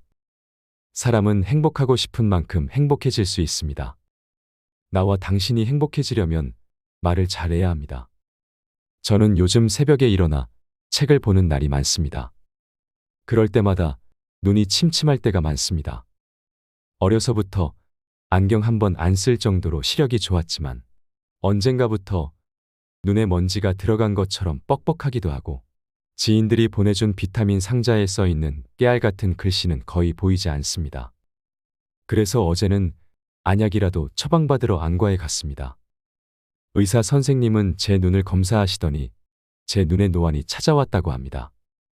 노안이라는 말이 너무 생경하여 당혹스런 마음을 안고 처방전을 들고 단골 약국에 갔습니다. 그랬더니 저랑 동갑내기 약사님이 저보고 지금껏 잘 버티어 주었다고, 자기는 이미 몇 년 전부터 노안이 진행되고 있었다고, 더 나이 들면 노안쯤은 별거 아니라고 저를 위로합니다. 그리고 노인이 되면 누구나 조금씩 시력이 떨어지는 약시 현상이 있기 때문에 노랑 빨강 같은 원색보다 보라색이 눈에 더 잘 띈다고, 그래서 수납장이나 모서리가 나온 가구에 보라색으로 표시를 해두면 부딪히는 사고를 예방할 수 있다는 정보도 알려줍니다. 저는 그 말에 서글픔을 느꼈습니다. 눈이 늙었다는 말에 괜히 몸까지 늙은 기분이 들었기 때문입니다. 하지만 이러한 생각으로 위안을 삼았습니다. 그래, 이 눈으로 매일 세상을 보고 읽으면서 몇십 년을 넘게 사용했으니 이제 성능이 좀 떨어질 때도 됐지. 그렇게 저는 새삼스레 나이듦에 관하여 생각하는 계기가 되어 이렇게 1살, 2살 나이가 들면서 변하는 것들도 조금씩 늘어남을 떠올리게 되었습니다. 눈이 침침해지고 계단을 오를 때 무릎은 온갖 소리로 연주를 하며 몸무게도 늘고 숙면도 힘들지만 매사에 날카롭던 것들이 조금씩 유연해지고 상대에 대한 이해의 폭도 넓어진 것은 나이 듦의 혜택입니다. 또한 말을 잘못했거나 행동을 잘못했을 때 금방 사과할 줄 알게 된 것도 혜택입니다. 과거에는 그렇게 하지 못했습니다. 내가 잘못해도 억지로 나의 논리를 강요할 때가 많았습니다. 지금은 내 잘못을 인정할 줄도 알고 아랫사람에게 사과할 줄도 알게 되었습니다. 그러고 보면 그 약사님이 말씀해 주신 보라색이 우리 노인들과 참 닮았다는 생각을 했습니다. 보라색에는 뜨거운 빨강도 있고 차가운 파랑도 있습니다. 그렇게 뜨거운 열정과 차가운 이성이 중재되어 정서적으로 안정을 찾아가는 나이. 그래서 나이가 들면 보라색이 눈에 잘 띄게 되는 건 아닐까. 혼자 맥락 없는 상상을 해보기도 합니다. 또한 노년을 맞이하며 변하는 인간관계는 어떤가요? 숲속 나무들은 제각기 질서 없이 서 있습니다. 하지만 제각기 서 있어도 나무들은 숲입니다. 하지만 수많은 세상 사람들은 그렇게 부대끼며 살면서도 숲이 아닙니다. 메마른 시멘트 땅을 외롭게 지나치면서도 숲이 아닙니다. 하지만 우리는 나이가 들면서 알게 됩니다. 제각기 서 있어도 숲이 되는 방법. 있는 그대로 제각기 서서 다른 나무들과 숲이 되는 방법을 말입니다. 그 방법은 바로 말실수를 줄이고 말실수를 하더라도 사과할 줄 알고 다음에 같은 말실수를 반복하지 않는 것입니다. 혹시나 여러분들께서 그러면 뭘 하나? 이미 늙어서 말라 비틀어진 나 같은 나무가 무슨 소용인가? 육신이 70이 넘으면 무엇인들 성할 것인가? 둥근 돌이 우연일 리 없고 지는 낙엽이 온전할 리 없다고 생각하실지도 모르겠습니다만 그래도 이것 하나만은 잊지 마세요. 늙은 나무가 피우는 꽃은 언제나 젊습니다. 고목이 만드는 그늘은 언제나 풋풋하고 피우는 꽃도 늘 싱싱합니다. 주름 많은 몸이라고 해서 왜 희망과 욕망이 없을까요? 태풍에 나무가 쓰러져도 살아있는 한 새 잎을 피우는 것처럼 사람도 죽는 그 순간까지 희망과 욕망을 놓지 않습니다. 그 희망과 욕망이 긍정적일 때 일상의 동력이 되어 우리 삶은 발전합니다. 그러니 여러분들께서는 노인의 삶이라 하여 초라히 여기지 마시고 아름답고 당당하게 지내세요. 이상으로 책틀맨이었습니다. 지혜를 쌓는 당신의 오늘이 아름답습니다. 더 좋은 영상으로 찾아뵙겠습니다.